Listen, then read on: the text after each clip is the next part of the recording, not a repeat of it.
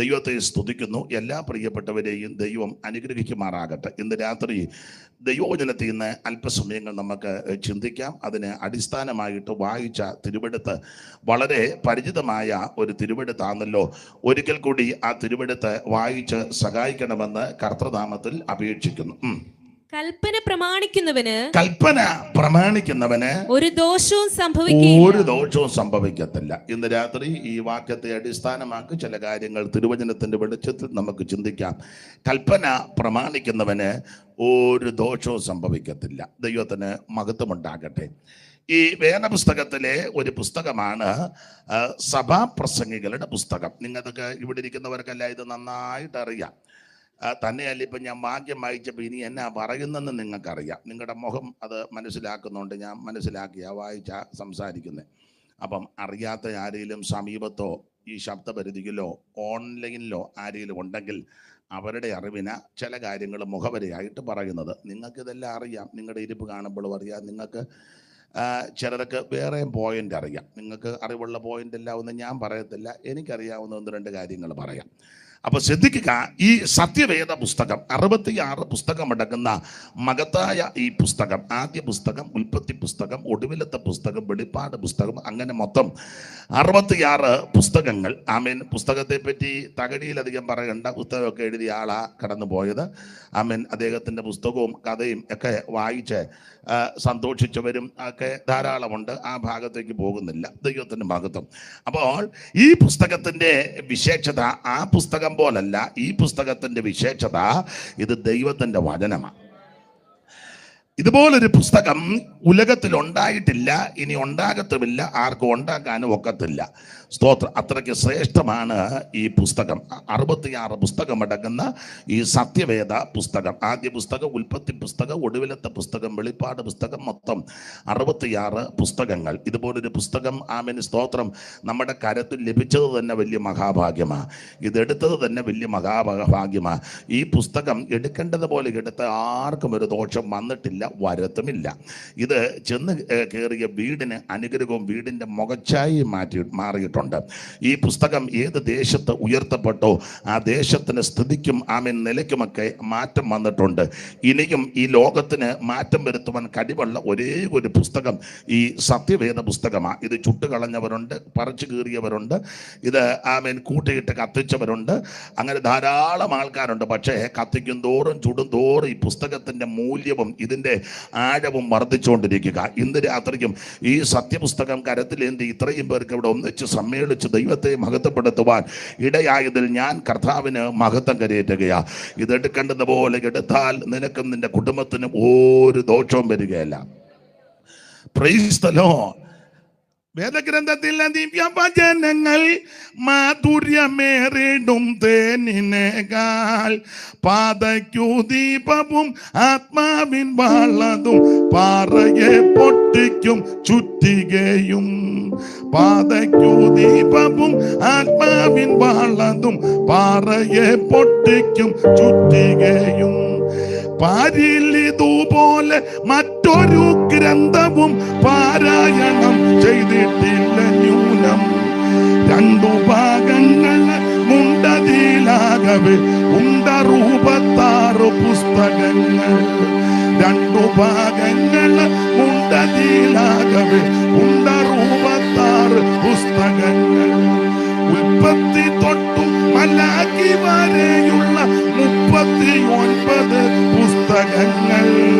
ഉൽപ്പത്തി, പുറപ്പാടും ലേവ്യ സംഖ്യ പിന്നെ ആവർത്തനം എന്നീ പഞ്ചഗ്രന്ഥം. ഭാരതത്തെ 5 പുസ്തകങ്ങൾ.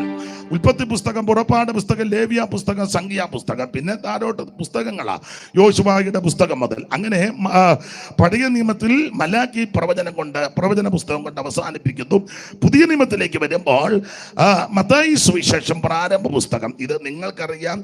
നിങ്ങൾ ചിന്തിക്കുക, ഇതാണോ ഇത്ര വലിയ കാര്യമായിട്ട് പറയുന്ന? അല്ല, നിങ്ങളുടെ ഇരിപ്പ് കണ്ടിട്ട് അങ്ങനെ തോന്നുന്നു, ഓ ഇതാണോ ഇത്ര വലിയ കാര്യം? ഇത് വലിയ കാര്യമാണ്. ഇത് മാത്രമാണ് വലിയ കാര്യം. നമ്മുടെ കാര്യമൊന്നും അധികം പറയാതിരിക്കുന്നതാണ് നല്ലത്. അപ്പോൾ ശ്രദ്ധിക്കുക, ഏറ്റവും ശ്രേഷ്ഠമേറിയ പുസ്തകമാണ് പുതിയ നിയമത്തിലെ പ്രാരംഭത്തിലെ 4 പുസ്തകം സുവിശേഷ പുസ്തകമാണ്. സ്തോത്രം. അതിനുശേഷം അപ്പോസ്തല പ്രവൃത്തി, ലേഖന പരമ്പരകള്, ഒടുവില് വെളിപ്പാട് പുസ്തകം. ദൈവത്തിന് മഹത്വം. ഇന്ന് രാത്രി ഓർപ്പിക്കട്ടെ, ആ സുവിശേഷമാണ് ഇന്ന് രാത്രി ഇവിടെ അറിയിച്ചു കൊണ്ടിരിക്കുന്നത്. എന്താ സുവിശേഷം? മതം മാറ്റുന്ന മാർഗമല്ല, സഭ മാറ്റാൻ വന്നതുമല്ല. ചിലരെ ധരിച്ചിരിക്കുന്ന സഭ മാറ്റാൻ അതുങ്ങളെല്ലാം കൂടെ കൂടിയിരിക്കുക. ചിലർ പറയുന്ന മതം മാറ്റക്കാരാണ്. ഞങ്ങൾ മതവും മാറ്റുന്നില്ല, സഭയും മാറ്റുന്നില്ല, സുവിശേഷം അറിയിക്കുക. എന്തുവാ സുവിശേഷം? അത് യേശു ക്രിസ്തു. ആരാ യേശു ക്രിസ്തു? മനുഷ്യവർഗത്തിന്റെ രക്ഷയ്ക്ക് വേണ്ടി സ്വർഗ മഹിമകൾ വെടിഞ്ഞ് ഇഹലോകത്തിൽ ഇറങ്ങി വന്നവനാ യേശു ക്രിസ്തു. യേശു ക്രിസ്തുവിനെ ആർക്കാ വേണ്ടത്? എല്ലാവരും യേശു ക്രിസ്തുവിനെ രക്ഷിതാവായി സ്വീകരിക്കണം. തെളിവിന് ഒരു വാക്യം വായിച്ചു, തീത്തോസ് 2:11. അറിവുള്ള വാക്യമായെങ്കിലും കൂടെ കൂടെ വചനം വായിക്കുന്നത് നല്ലതാ. തീത്തോസ് 2:11. ഈ രക്ഷ, ഈ സുവിശേഷം ഇതാർക്ക് വേണം? സകല മനുഷ്യർക്കും വേണ്ടിയുള്ളതാ. വായിച്ചു. സകല മനുഷ്യർക്കും രക്ഷാകരമായ ദൈവകൃപ, സകല മനുഷ്യർക്കും രക്ഷാകരമായ ദൈവകൃപ. അപ്പോൾ ഈ സുവിശേഷം എല്ലാവർക്കും വേണ്ടിയുള്ളതാ.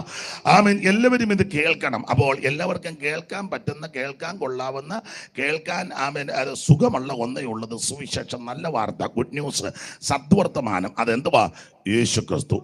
മനുഷ്യവർഗത്തിന്റെ പാപത്തിന്റെ പരിഹാരത്തിന് സ്വർഗമഹിമകൾ വെടിഞ്ഞ് ഇഹലോകത്തിൽ ഇറങ്ങി വന്ന നസറയനാകുന്ന യേശു ക്രിസ്തു. അതാണ് സുവിശേഷം.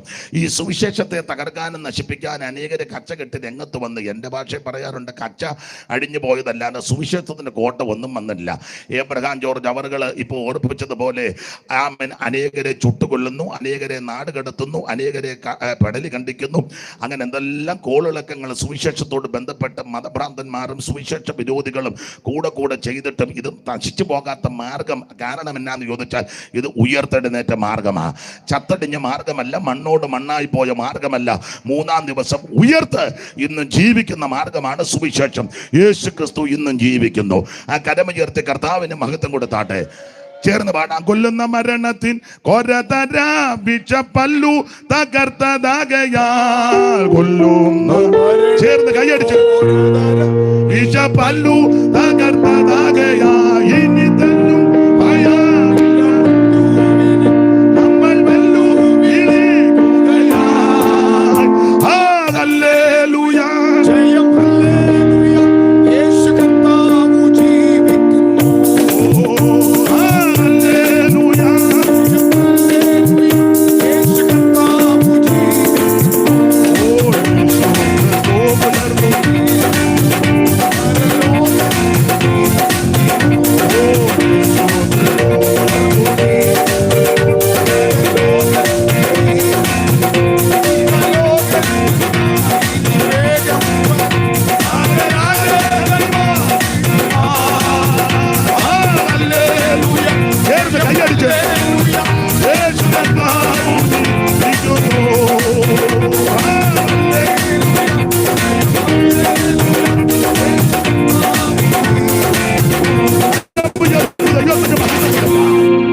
എല്ലായിടങ്ങളിലും പറയുന്ന കാര്യം സുവിശേഷ യോഗവും അത് പ്രാരംഭ ദിവസമായതുകൊണ്ട് പറയാതിരിക്കാനൊക്കെ ഇത് പറഞ്ഞേ ഒക്കൂ. ദൈവത്തിന് മഹത്വം. സുവിശേഷമാണ് ഏവർക്കും ആവശ്യം. എന്തുവാ സുവിശേഷം? യേശു ക്രിസ്തു. ഇത് ആർക്കാ? സകല മനുഷ്യർക്കും. ആരോടാ പറയേണ്ടത്? എല്ലാവരോടും പറയണം. ആര് കേൾക്കണം? എല്ലാവരും കേൾക്കണം.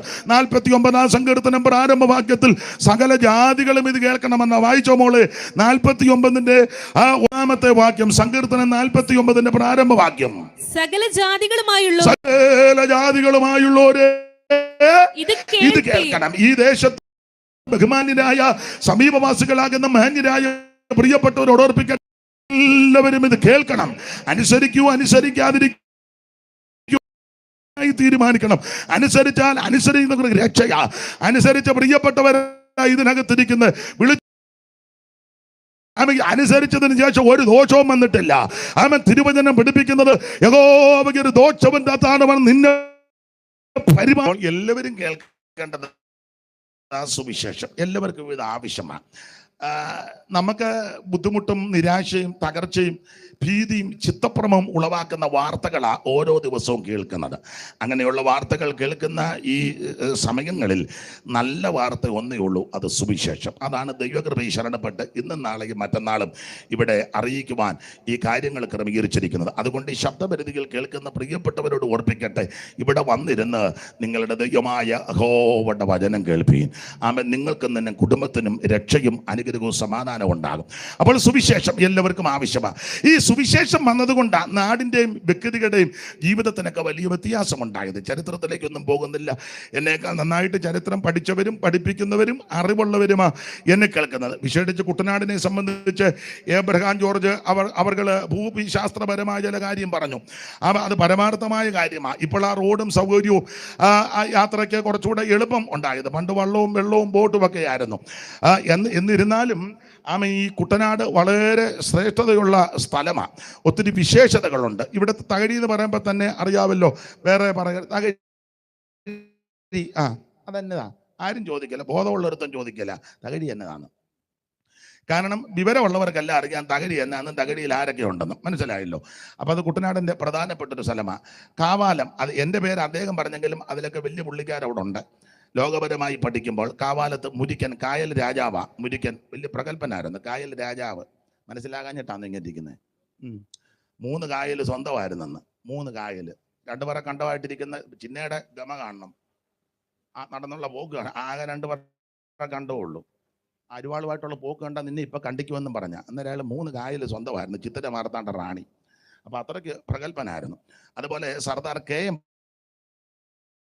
പണിക്കര്, അദ്ദേഹം ചാലഗിരി തറവാട്ടിലുള്ള നെഹ്റു മന്ത്രിസഭയുടെ അംബാസഡറായിട്ടൊക്കെ ഇരുന്നയാളും മൈസൂർ സർവകലാശാലയുടെ വൈസ് ചാൻസലറും ഒക്കെ ആയിരുന്നു സർദാർ KM പണിക്കര്. അദ്ദേഹത്തിൻ്റെ അനന്തരവനാ കാവാല നാരായണ പണിക്കർ, അദ്ദേഹത്തിൻ്റെ മകനാ കാവാല ശ്രീകുമാർ.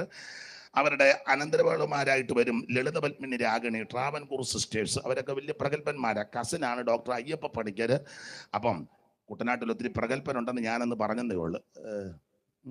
ഇരിക്കുന്ന കണ്ടിട്ട് ഇതുപോലൊരു ഗതികെട്ട് ഇടപാടെന്ന അത്രയ്ക്ക് നല്ല സ്ഥലമാണ്. അതുപോലെ പുളുങ്കുന്നിലുണ്ടായിരുന്ന വിദ്യാനിപുണനായ IC ചാക്കോ, അദ്ദേഹം വലിയ പ്രഗത്ഭനായിരുന്നു. ഞാൻ ആലപ്പുഴ ജില്ലയിൽ മൊത്തം പറഞ്ഞാൽ ഇഷ്ടം പോലെ ഉണ്ട്. ഞാൻ കുട്ടനാടിനെ സംബന്ധിച്ച് 1-2 കാര്യം പറഞ്ഞതേ ഉള്ളൂ. അപ്പോൾ ആ സ്ഥലത്ത് നിന്ന് എളിയവനാകുന്ന എന്നെയും ദൈവം രക്ഷിച്ചു. കർത്താവിന് മഹത്വം. ഇന്ന് രാത്രി ഈ സ്ഥലത്ത് വന്നിങ്ങനെ സാക്ഷിപ്പാനും ദൈവം ഭാഗ്യം നൽകി. അതോർത്ത് ദൈവത്തിന് മഹത്വം കരു. ഈ കുട്ടനാടിനെ പറ്റി പറയുന്നത് ചുട്ടനാടായിരുന്നെന്നാണ്.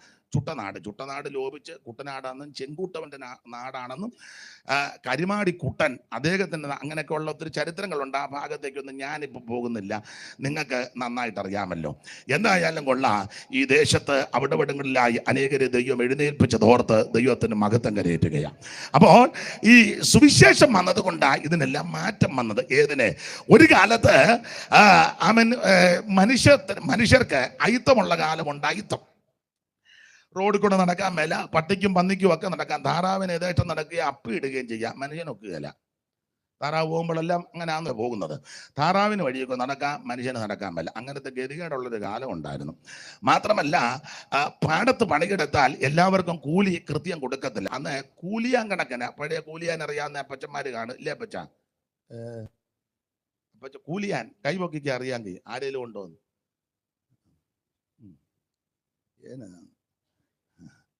കൂലിയാൻ കണക്ക. അത് പണിത് കയറുമ്പം 2 കൂലിയാനോ 1 കൂലിയാന്നല്ലേ വരമ്പേ വെച്ച് കൊടുക്കും. പഴയ അമ്മമാരോട് ചോദിച്ചാൽ പറയും, കേട്ടിട്ടുണ്ട്. എൻ്റെ വല്യമ്മച്ചി ഇപ്പോഴും ഉണ്ട്, 106 വയസ്സുണ്ട്. അപ്പം പറഞ്ഞു കേട്ടിട്ടുണ്ട്, ഇപ്പോഴും പറയും കാര്യമൊക്കെ. അപ്പോൾ അത് അമ്മച്ചി പാടി പണിയെടുക്കുന്നയാളാണ്. അപ്പം 2 പേരുടെ കൂലി കിട്ടും. തലപ്പാട്ടുകാർക്ക് 1 കൂലിയുണ്ട്, പിന്നെ പുറകെ പാടുന്നത്. അപ്പം അമ്മയ്ക്ക് 2 കൂലിയാണ്. അപ്പോൾ അതൊക്കെ വന്ന് വരമ്പേ വെച്ച് അത് മേടിച്ച് വീട്ടിൽ കൊണ്ടുവന്ന്, പഴയ ആൾക്കാർക്ക് ഞാൻ പറയുന്ന കാര്യം അറിയാം, വറുത്ത് കുത്തുക എന്നാണ് പറയുന്നത്. നെല്ല് വറുത്ത്, അങ്ങനെ വറുത്ത് കുത്തി ആരെങ്കിലും ഇതിനകത്ത് ഇരിപ്പുണ്ടോ? അയക്കിട്ട് നല്ല കുത്തിയായിരിക്കും വറുത്ത് വെച്ച്. പുള്ളിയെ വറുത്ത് വെച്ച് നല്ല പഴയ അമ്മച്ചിമാർ പറഞ്ഞു കണ്ടു, വറുത്ത് കുത്തുക. നെല്ല് വറുത്ത് കുത്തി അത് പാറ്റി പെറുക്കി കഞ്ഞിയൊക്കെ വെക്കുമ്പം പാതിരാത്രിയാകും. ചിലപ്പം കൊച്ചുങ്ങളൊക്കെ ഉറങ്ങുകയായിരിക്കും. അതിനെയൊക്കെ തല്ലിയും ഉണർത്തി എഴുന്നേറ്റാണ് ഇതെല്ലാം കൊടുക്കുന്നത്. അത് ഉറക്കം പിടിക്കുമ്പോൾ പാതിരാത്രിയാകും. പിന്നെയും വെളുപ്പിനെ പാടത്ത് പണിക്കിറങ്ങണം. അങ്ങനെയൊക്കെയുള്ള കഷ്ടതയുടെ വളരെ ബുദ്ധിമുട്ട് അനുഭവിച്ച കാലമുണ്ടായിരുന്നു. അപ്പോൾ അന്ന് കൂലി കൊടുക്കത്തില്ല. കൂലി ചോദിച്ച് തമ്പുരാക്കന്മാരുടെ വീട്ടിൽ ചെല്ലാനും ഒക്കത്തില്ല. മുറ്റത്ത് പോലും കയറ്റുകയില്ല. ചിലരെയൊക്കെ കേട്ടിട്ടുണ്ട്, മുറ്റത്ത് കയറ്റിയാൽ തന്നെ ഭക്ഷണം കൊടുത്താൽ മുറ്റത്തിന് ദൂരെ കുഴി കുത്തി ഇല കൂട്ടി വെച്ചൊക്കെയാണ് കൊടുക്കുന്നത്. അയിത്തമുള്ള കാലമാണ്. അതുകൊണ്ട് ആശാൻ നന്നായിട്ട് എഴുതി, തൊട്ടുകൂടാത്തവർ, തീണ്ടിക്കൂടാത്തവർ, ദൃഷ്ടിയിൽപ്പെട്ടാലും ദോഷമുള്ളവർ, കെട്ടില്ലാത്തവർ, തമ്മിൽ ഉണ്ണാത്തവരിങ്ങനെ ഒട്ടല്ലകോ ജാതിക്കോമരങ്ങൾ കലികേറി തുള്ളിയ കാലമുണ്ടായിരുന്നു. മാത്രമല്ല, അമ്മമാർക്ക് മാറമറയ്ക്കാൻ അനുവദിക്കത്തില്ല, ആഭരണം ധരിക്കാനും സമ്മതിക്കത്തില്ല. കല്ലുമാലയൊക്കെ ചാർത്തിക്കണം അഥവാ ആഭരണം ധരിക്കാൻ താല്പര്യമുണ്ടായാൽ. ഇങ്ങനെയുള്ള വല്ലാത്ത ഭീകരമായ ഒരു അന്തരീക്ഷം. അടിമക്കച്ചവടം നടന്ന കാലങ്ങൾ. അതുപോലെ തന്നെ പള്ളിക്കൂടത്തിൽ കയറ്റത്തില്ല, വിദ്യ അഭ്യസിക്കുവാൻ അനുവദിക്കത്തില്ല, സ്വാതന്ത്ര്യമായിട്ട് സംസാരിക്കാനും പോകാനും വരാനും ഒന്നും അനുവദിക്കാത്ത കാലമുണ്ട്. ആശുപത്രിയിൽ ചെന്ന മരുന്ന് കിട്ടത്തില്ല. തന്നെയല്ല, ആശുപത്രി ചെന്ന് ഡോക്ടറുടെ അടുക്ക ചെന്ന് പരിശോധനയ്ക്ക് ചേർന്നിരിക്കാനും ഒന്നും ഒക്കത്തില്ല. അയിത്തമുള്ള കാലമാണ്. അപ്പൊ ചുരുക്കി പറഞ്ഞാൽ, മാടോട് ചേർത്ത് മനുഷ്യനെ കണ്ടം ഉടുന്നൊരു കാലമുണ്ടായിരുന്നു. ഒരു മിഷനറി ഒരിക്കൽ കടന്നു പോയപ്പോൾ ഒരു കലപ്പയുടെ ഒരു നുഖത്തിന്റെ ഒരു വശത്ത് മനുഷ്യൻ, ഒരു വശത്ത് കാള. അദ്ദേഹം ആ വണ്ടി അവിടെ നിർത്തി ആ മനുഷ്യനെ വിടാൻ പറഞ്ഞു. കയറ്റി കൊണ്ടുപോയി ബംഗ്ലാവിൽ കൊണ്ടുപോയി തേച്ച് കുളിപ്പിച്ച് ഭക്ഷണമൊക്കെ കൊടുത്ത് അക്ഷരമെല്ലാം പഠിപ്പിച്ച് ആ മനുഷ്യൻ കർത്താവിനാൽ വളരെ പ്രസിദ്ധനായി തീർന്നു. അദ്ദേഹമാണ് ഹാബേൽ. മല്ലപ്പള്ളി ഹാബേൽ ഫൗണ്ടേഷനൊക്കെ നമ്മൾ കേട്ടിട്ടുണ്ട്. ആ മാടോട് ചേർത്ത് മനുഷ്യനെ വെച്ച് ഉഴുതുകൊണ്ടിരുന്നതാണ്. ആ മനുഷ്യനെ കൊണ്ടുപോയി ഈ സുവിശേഷമായതിന് മാറ്റം വരുത്തിയത്. മറ്റു കാര്യങ്ങളെല്ലാം പറഞ്ഞ ഇവരിങ്ങനെ തന്നെ പൊക്കോട്ടെ, അന്ത്യം വരിങ്ങനെ തന്നെ പോട്ടെന്നാ പറഞ്ഞത്. അടുപ്പിക്കുകയല്ല, അടുക്കാൻ അനുവദിക്കത്തില്ല. പക്ഷേ സുവിശേഷമാ ആ മനുഷ്യനെ മനുഷ്യനാക്കി തീർത്തത്. അപ്പോൾ എവിടെയും ഉയർത്തുവാൻ പറയുവാൻ കൊള്ളാവുന്ന ഒന്നേ ഉള്ളൂ, സുവിശേഷം. പള്ളി പണിത് അതിനോട് ചേർത്ത് പള്ളിക്കൂടം കെട്ടി അക്ഷരം പഠിപ്പിച്ചു. ദൈവത്തിൻ്റെ മഹത്വം.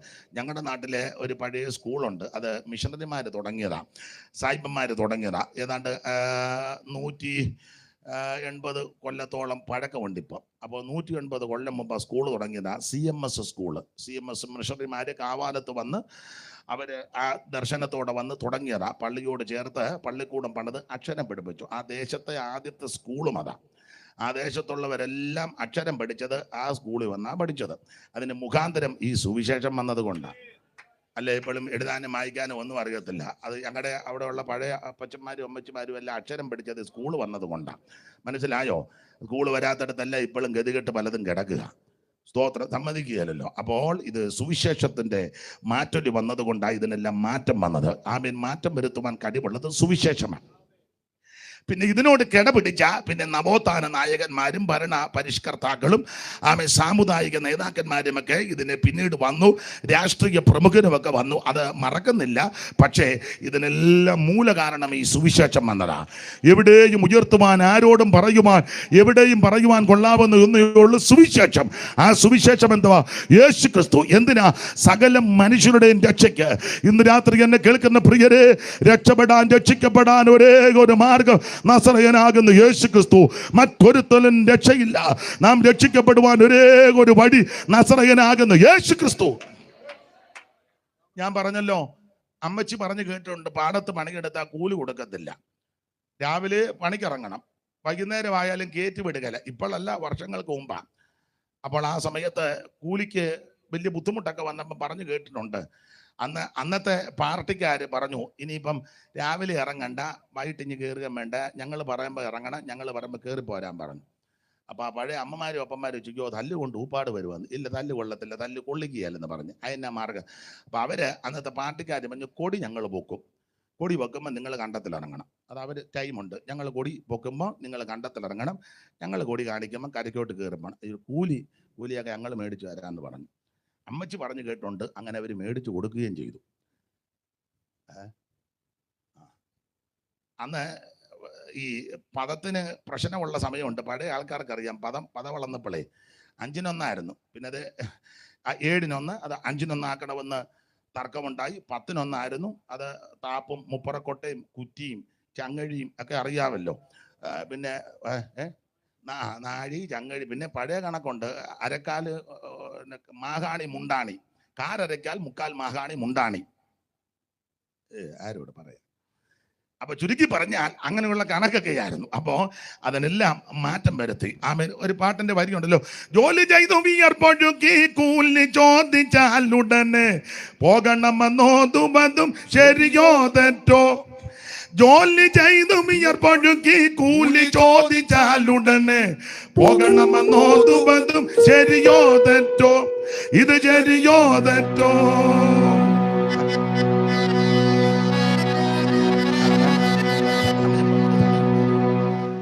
അപ്പൊ ശ്രദ്ധിക്കുക, ഞാൻ പാടുമ്പോൾ അന്നേരം കയറി വരണേ.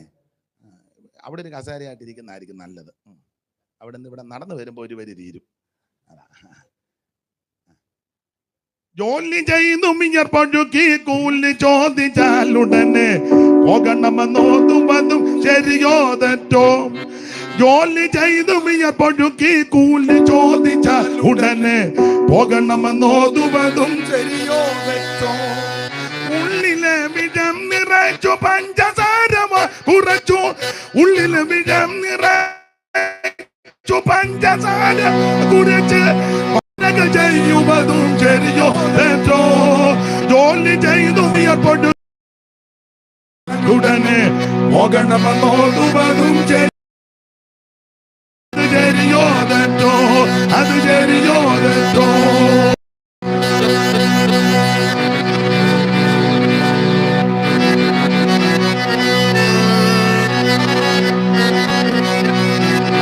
സമയത്തെ ഭയപ്പെടുന്നത് കൊണ്ട് അധികം ദീർഘമാക്കുന്നില്ല. ദൈവത്തിന് മഹത്വം. ഈ അങ്ങനെയുള്ള കാലങ്ങൾക്കും അവൻ ജീവിതത്തിനുമൊക്കെ മാറ്റം വരുത്തിയത് സുവിശേഷം വന്നത് കൊണ്ടാണ്. ഇന്ന് രാത്രി നിന്റെ കുടുംബത്തിന്റെയും നിന്റെയും ദേശത്തിന്റെയും സമൂഹത്തിന്റെയും സ്ഥിതിക്ക് മാറ്റം വരുത്തുവാൻ കഴിവുള്ള ഒന്നേ ഉള്ളൂ, അത് സുവിശേഷം, യേശു ക്രിസ്തു. ഒരു കാര്യം ഓർപ്പിക്കട്ടെ, ഞാനും ഒരു ഹൈന്ദവ പശ്ചാത്തലത്തിൽ നിന്ന് ഈ മാർഗത്ത് വന്നത്. സുഖമില്ലാതെ വളരെ പ്രയാസപ്പെട്ടു, ചികിത്സകൾ ഏറെ ചെയ്തു, സൗഖ്യമൊന്നും ലഭിച്ചില്ല. ആലപ്പുഴ മെഡിക്കൽ കോളേജിൽ ട്രീറ്റ്മെൻറ്റ് നടത്തി. എനിക്ക് വേണ്ട വിധത്തിൽ സുഖമൊന്നും കിട്ടിയില്ല. അന്നത്തെ വിശ്വാസ ആചാര അനുഷ്ഠാനങ്ങൾ അനുസരിച്ച് പല കാര്യങ്ങൾ ചെയ്യുകയും പ്രവർത്തിക്കുകയും പോവുകയും വരികയും ചെയ്തു. എനിക്ക് വേണ്ട വിധത്തിൽ ഒരു സൗഖ്യം കിട്ടിയില്ല. എൻ്റെ ചെറിയ അനുഭവം, എല്ലാ ദിവസവും രാവിലെ വൈകിട്ടും അമ്പലത്തിൽ കൃത്യമായി പോയി ക്ഷേത്ര ദർശനം നടത്തും. രാവിലെ നിർമ്മാല ദർശനത്തിനും പോകും, വൈകിട്ട് ദീപാരാധനയ്ക്കും. സുഖമില്ലാതിരുന്ന ചില ദിവസങ്ങളിൽ മാത്രം പോയില്ല. ബാക്കി ഓർമ്മയായ സമയം മുതൽ രക്ഷിക്കപ്പെട്ട അന്ന് വരെ ഒറ്റ ദിവസം പോലും മുടങ്ങാതെ കൃത്യമായിട്ട് ക്ഷേത്ര ദർശനം നടത്തിയ ആളായിരുന്നു ഞാൻ. ദൈവത്തിന് വളരെ ഭക്തിയോടെ ആ വിധത്തിൽ വളർന്നത്. എന്നാൽ സുഖമില്ലാതെ വളരെ പ്രയാസപ്പെട്ടു, ട്രീറ്റ്മെൻറ്റിന് വിധേയപ്പെട്ടെങ്കിലും വേണ്ട വിധത്തിൽ സൗഖ്യം ലഭിച്ചില്ല. എന്തിനേറെ ഒരു സന്ധ്യാസമയത്ത് ക്ഷേത്ര ദർശനം നടന്ന് വീട്ടിലേക്ക് വരുന്ന സന്ദർഭത്തിൽ ഒരു പെന്തിക്കോസുകാരുടെ മുറ്റത്ത് ഒരു യോഗം നടക്കുന്നു. ആ യോഗത്തിൽ ഈ ദൈവദാസനും ഉണ്ടായിരുന്നു. ദൈവത്തിന് മഹത്വം. ഈ ബിജു പാസ്റ്ററും എനിക്ക് തോന്നുന്നത് അന്ന് തങ്കച്ചായൻ്റെ കൂടെ ഉണ്ടെന്നാണ് തോന്നുന്നത്.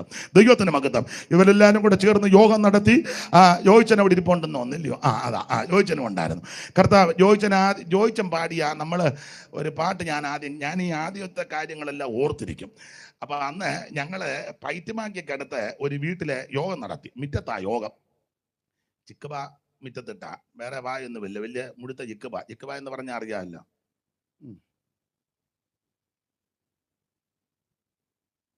ഇരിപ്പ് കണ്ടിട്ടെല്ലാം വിക്ടോറിയ രാജ്ഞിയുടെ അനിയത്തിമാര് വന്നിരിക്കുന്ന പോലെ. ചിക്കബ അറിയാൻ മേലേ തള്ളേ. അപ്പൊ മുറ്റത്തെ ചിക്കബ അങ്ങോട്ട് വിരിച്ചിട്ട് ഞാനും ഉണ്ട്, ഓച്ചനും ഉണ്ട്, വിജുപാസും എല്ലാം ഉണ്ട്. അന്ന് ഞങ്ങളൊരു യോഗം നടത്തി മുറ്റത്ത്. മണ്ണെണ്ണ വിളക്കാം, പെട്രോമാക്സ് ഒന്നും മേടിക്കാൻ ഇല്ല, അതില്ല, മണ്ണെണ്ണ വിളക്കാം. അപ്പോൾ അന്ന് യോഗം നടത്തി. അന്ന് ഈ ജോയിച്ചൻ പാടിയാ ഞാൻ ആദ്യം ആ പാട്ട് കേൾക്കുന്നത്. എനിക്കെൻ്റെ യേശുവിനെ കണ്ടാൽ മതി. ജോയിച്ചൻ അത് ഓർക്കുന്നുണ്ടോന്ന് അറിയില്ല. എനിക്കെൻ്റെ യേശുവിനെ കണ്ടാൽ മതി, യുഗത്തിലെ മായാസുഖം. അദ്ദേഹം ആദ്യം അദ്ദേഹം പാടിയ ഞാൻ ആ പാട്ട് കേൾക്കുന്നത്. അങ്ങനെയുള്ള അനുഭവങ്ങളൊക്കെ ഉണ്ട്. ഞാൻ പറഞ്ഞതിൻ്റെ ഒരു വശം, അന്ന് രാത്രി ക്ഷേത്ര ദർശനം കഴിഞ്ഞ് വീട്ടിലേക്ക് വരുന്ന സന്ദർഭത്തിൽ ഈ യോഗം ആ മുറ്റത്ത് നടക്കുന്നു. ദൂരെ മാറി നിന്ന് നോക്കിയെങ്കിലും പ്രാർത്ഥിച്ചാൽ സൗഖ്യം കിട്ടുമെന്നുള്ള ചിന്ത എൻ്റെ ഉള്ളിലുണ്ടായി. മുൻപോട്ട് നടന്നു ചെന്നു. അവിടെയുള്ള ദൈവദാസന്മാരും ദൈവമക്കളും എല്ലാം കൂടി എനിക്ക് വേണ്ടി ചേർന്ന് പ്രാർത്ഥിച്ചു. എനിക്ക് തോന്നുന്നു അന്ന് എല്ലാവരും കൃത്യമായിട്ട് അറിയത്തില്ല, തങ്കച്ചായന എൻ്റെ ശിരസിൽ കൈവച്ച് പ്രാർത്ഥിച്ചത്. അന്ന് രാത്രി യേശു സൗഖ്യമാക്കി. ആ രാത്രി യേശു സൗഖ്യമാക്കി. ഉദ്ദേശം അന്ന് രാത്രി ഒരു 11:45 രക്ഷിക്കപ്പെടുവാൻ ദൈവം ഭാഗ്യം നൽകി. അന്ന് മുതൽ ഇന്ന് വരെ ദൈവം നിർത്തി. അങ്ങനെയായി ഈ മാർഗത്തിൽ വന്നത് ആരും മതം മാറ്റിയതല്ല, സഭ മാറ്റിയതല്ല, മോഹന വാഗ്ദാനം ഒന്നും പറഞ്ഞതല്ല. നമ്മളെപ്പറ്റി അങ്ങനെ പല ധാരണകളുണ്ട്. ഇന്നാളൊരാളെന്നോട് ചോദിച്ചു, എത്ര കിട്ടുമെന്ന് ചോദിച്ചു. ഞാൻ ചോദിച്ചു, എന്തോ കിട്ടാൻ? അല്ല, ഇത്ര പേരെ കൊണ്ട് സഭയെ ചേർത്താൽ എത്ര കിട്ടുമെന്ന് അമേരിക്കയെന്ന്. എന്നാ ചെയ്യാനാ? ഇത്ര പേരെ അപ്പൊ ഇവന്റെ എല്ലാം വിചാരം നമ്മൾ ഇത്ര പേരെ അങ്ങോട്ട് കൊണ്ടു കൊടുക്കുമ്പോൾ അമേരിക്കക്കാര് കാശ് വാട്ടിരിക്കുക, പെട്ടെന്ന് കൊണ്ടുപോകും. അല്ല, ഏലായി അങ്ങോട്ട് ചെല്ലും. ഇത് കാശ് കൊടുത്ത് കയറ്റി ആ മാർഗമല്ല. കാശ് കൊടുത്ത ആളെ എടുക്കുന്നത് കച്ചവടമല്ല, സുവിശേഷം അറിയിക്കുക. നിനക്ക് താല്പര്യമുണ്ടെങ്കിൽ, നീ അതിന് ഇഷ്ടമുണ്ടെങ്കിൽ ഇത് അംഗീകരിച്ചാൽ നിനക്കും നിന്റെ കുടുംബത്തിനും രക്ഷയാണ്.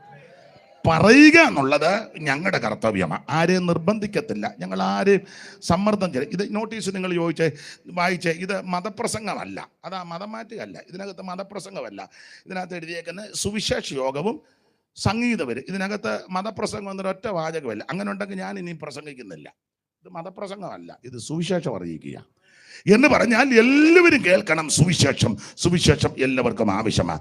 അത്രയും പറഞ്ഞ ഭാഗം അങ്ങ് വിടുക. സമയത്തെയും കൂടെ ഭയപ്പെടുന്നത് കൊണ്ട് എടുത്ത വാക്യത്തോട് കൂറ് പുലർത്ത് 1-2 കാര്യങ്ങൾ ചിന്തിച്ച് ഇന്ന് രാത്രി പറഞ്ഞ സമയത്ത് മെസ്സേജ് നിർത്തുവാൻ കർത്താവ് ശരണപ്പെടുന്നു.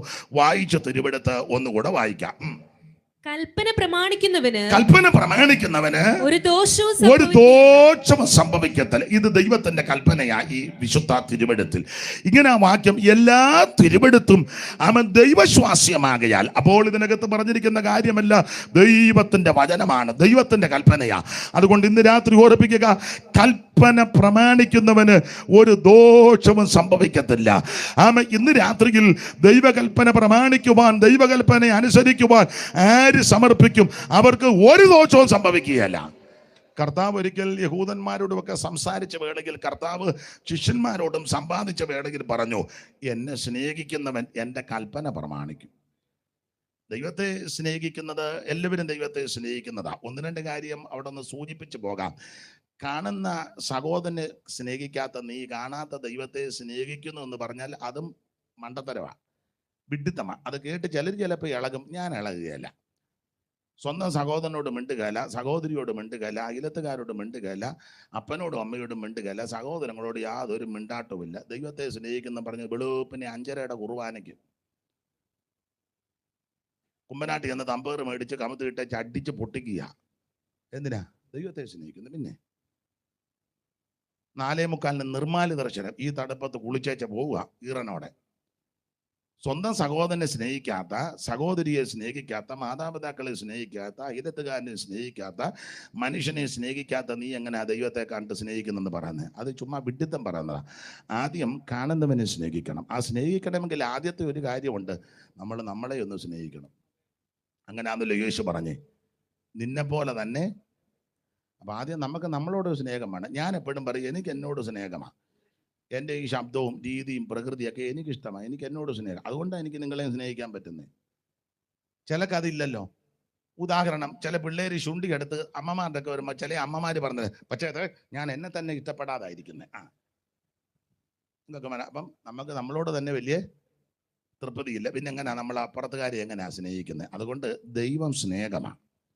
എല്ലാവരെയും സ്നേഹിക്കണം. ഇത് സ്നേഹത്തിന്റെ മാർഗമാണ്. അതുകൊണ്ടല്ലേ സുവിശേഷ വിരോധികളും മതഭ്രാന്തന്മാർ കയറി അടിക്കുകയും ഉപദ്രവിക്കുകയും ട്യൂബ് തല്ലിപ്പൊട്ടിക്കുകയും ബൈബിള് പറിച്ച് കയറുമ്പോഴൊക്കെ തിരിച്ചടിക്കാത്ത തന്നെ? സ്നേഹമുള്ളത് കൊണ്ടാണ്. അടിക്കാൻ അറിയാൻ മേലായിട്ടാ. എനിക്ക് അടിക്കാൻ അറിയാൻ മേല, അടിക്കാൻ അറിയാവുന്ന പിള്ളേരുണ്ട്. കൊള്ളാം. ഈയിടെ ഞങ്ങളുടെ ഒരു തള്ളയോട് ഞാൻ വർത്താനം, ഞാൻ ചോദിച്ചു, അമ്മച്ചി ഇന്ന ആളെ തല്ല. അമ്മച്ചി പഴയ അഭ്യാസിയാ, ഇപ്പം 100 വയസ്സുണ്ട്. 100 ഉണ്ടല്ലോ, നല്ല ആക്കമുള്ള തള്ളയാ. അല്ല പിന്നെ പഴുപ്പായിട്ടിരിക്കുമൊന്നുമല്ല, നല്ല ആക്കമുണ്ട്. പഴയ സഖാവ, പുള്ളിക്കാരി സഖാവെന്നാണ് അറിയപ്പെടുന്നത്. പിന്നെ പെന്തിക്കോസി വന്നെങ്കിൽ അതിൻ്റെ ഇച്ചിരി മൂച്ചിപ്പോഴും ഉണ്ട്. അപ്പം ഞാൻ ചോദിച്ചു, പഴയ ഒരു ഇൻ്റർവ്യൂ നടത്തിയതാ, പഴയ ചരിത്രം. ഞാൻ ചോദിച്ചു, അമ്മച്ചി ഇന്നയാളിനെ അടിച്ചെന്നാണ് ഞാൻ കണ്ടു. പിന്നെ ഞാൻ അങ്ങോട്ട് മുച്ചവടെ കയറുന്ന കാലുമണിക്ക് അവനെ അടിച്ച് തോട്ടിലിട്ടെന്ന്.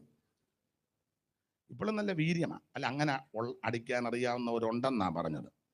പക്ഷേ ആ അമ്മച്ചിയും ഒരു പരസ്യത്തിന് ചെന്നപ്പോൾ ഒരുത്തൻ കൂടെ നിന്നവരെ അടിച്ചു. അമ്മച്ചി അനങ്ങിയില്ല. അത് ഈ സ്നേഹമുള്ളത് കൊണ്ടാണ്.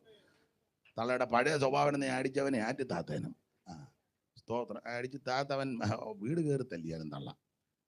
ഇവിടെ എന്നോട് പറഞ്ഞതല്ലേ രക്ഷിക്കപ്പെടുന്നതിന് മുമ്പ്. ഞാൻ ചോദിച്ചു, അമ്മ ഇങ്ങനെ, അമ്മ പാർട്ടിയുടെ വലിയ ആളായിരുന്നു. അപ്പൊ അന്ന് നിരണം പട ഇറങ്ങി, നിരണം ബേബി, ബാബുച്ചാൻ അറിയാമല്ലോ, തൊപ്പിപ്പാള, ജോൺ ജേക്കബ്, എലഞ്ഞിക്കലെന്നല്ലേ, എലഞ്ഞിക്ക ബേബി, നിരണം ബേബി എന്നൊക്കെ പറയും. അപ്പോൾ ഈ തള്ള പുള്ളിയായിട്ട് കയറി കൊമ്പ് കൊടുത്തണ. അതൊന്നും ഞാനിപ്പം വിവരിക്കുന്നില്ല. ദൈവത്തിന് മഹത്വം. അമ്മ അത്ര മിടുക്കിയായിരുന്നു. അപ്പോൾ എന്നോട് പറഞ്ഞതാ, ഞാൻ നെല്ലും കുത്തിച്ചു വന്നപ്പോൾ എൻ്റെ വീട് കത്തുന്നെന്ന്. ഞാൻ ചോദിച്ചു, അമ്മച്ചി, ഞാൻ അന്ന് രാത്രി പോയി 16 വീട് കത്തിച്ചെന്ന്. 16 വീട് തള്ള ഇപ്പോഴും ഉണ്ട്, വേണമെന്ന് കാണിക്കാം. അപ്പൊ പിന്നെ ഒരിക്കൽ ഞങ്ങൾ സംസാരിച്ചാൽ പറഞ്ഞു, പാടത്തിറങ്ങി കൊയ്യിപ്പിക്കുകയല്ല. എന്നിട്ട് ഇവര് പൗരസമിതിക്കാർ CR നിങ്ങൾക്ക് പഴയ അത് സൂചിപ്പിച്ചല്ലോ, എബ്രഹാം ജോർജ് അവറുകളൊന്ന് സൂചിപ്പിച്ചല്ലോ. അപ്പൊ അമ്മ പറഞ്ഞ് കൊയ്യിപ്പിക്കുകയല്ല. എൻ്റെ ഒരു കൂട്ടുകാരിയുണ്ട് ഗൗരി, അവളോട് പറഞ്ഞു, വാടി നമുക്ക് കൊയ്യണമെന്ന് പറഞ്ഞു. അമ്മ 6 വായിച്ചേച്ച് കണ്ടത്തിലിറങ്ങി കൊയ്തു വെച്ചു. പിന്നെ പ്രശ്നമായപ്പം പറഞ്ഞ് പാർട്ടിക്കാർ അന്ന് പറഞ്ഞു കൊടുത്ത് കത്തിച്ചേക്കാൻ പറഞ്ഞു. അപ്പൊ കത്തിക്കാൻ ചൂട്ട് കൊണ്ടുവരാൻ പറഞ്ഞു. കത്തിക്കാൻ ചൂട്ട് താമസിച്ചുണ്ടെ തള്ള ഉടുത്ത തുണി പറിച്ച് കത്തിച്ചേച്ച് കണ്ടത്തിലോട്ടിട്ട്. അത്രയ്ക്ക് വീര്യമുള്ള തള്ളയാന്നാ പറഞ്ഞ്.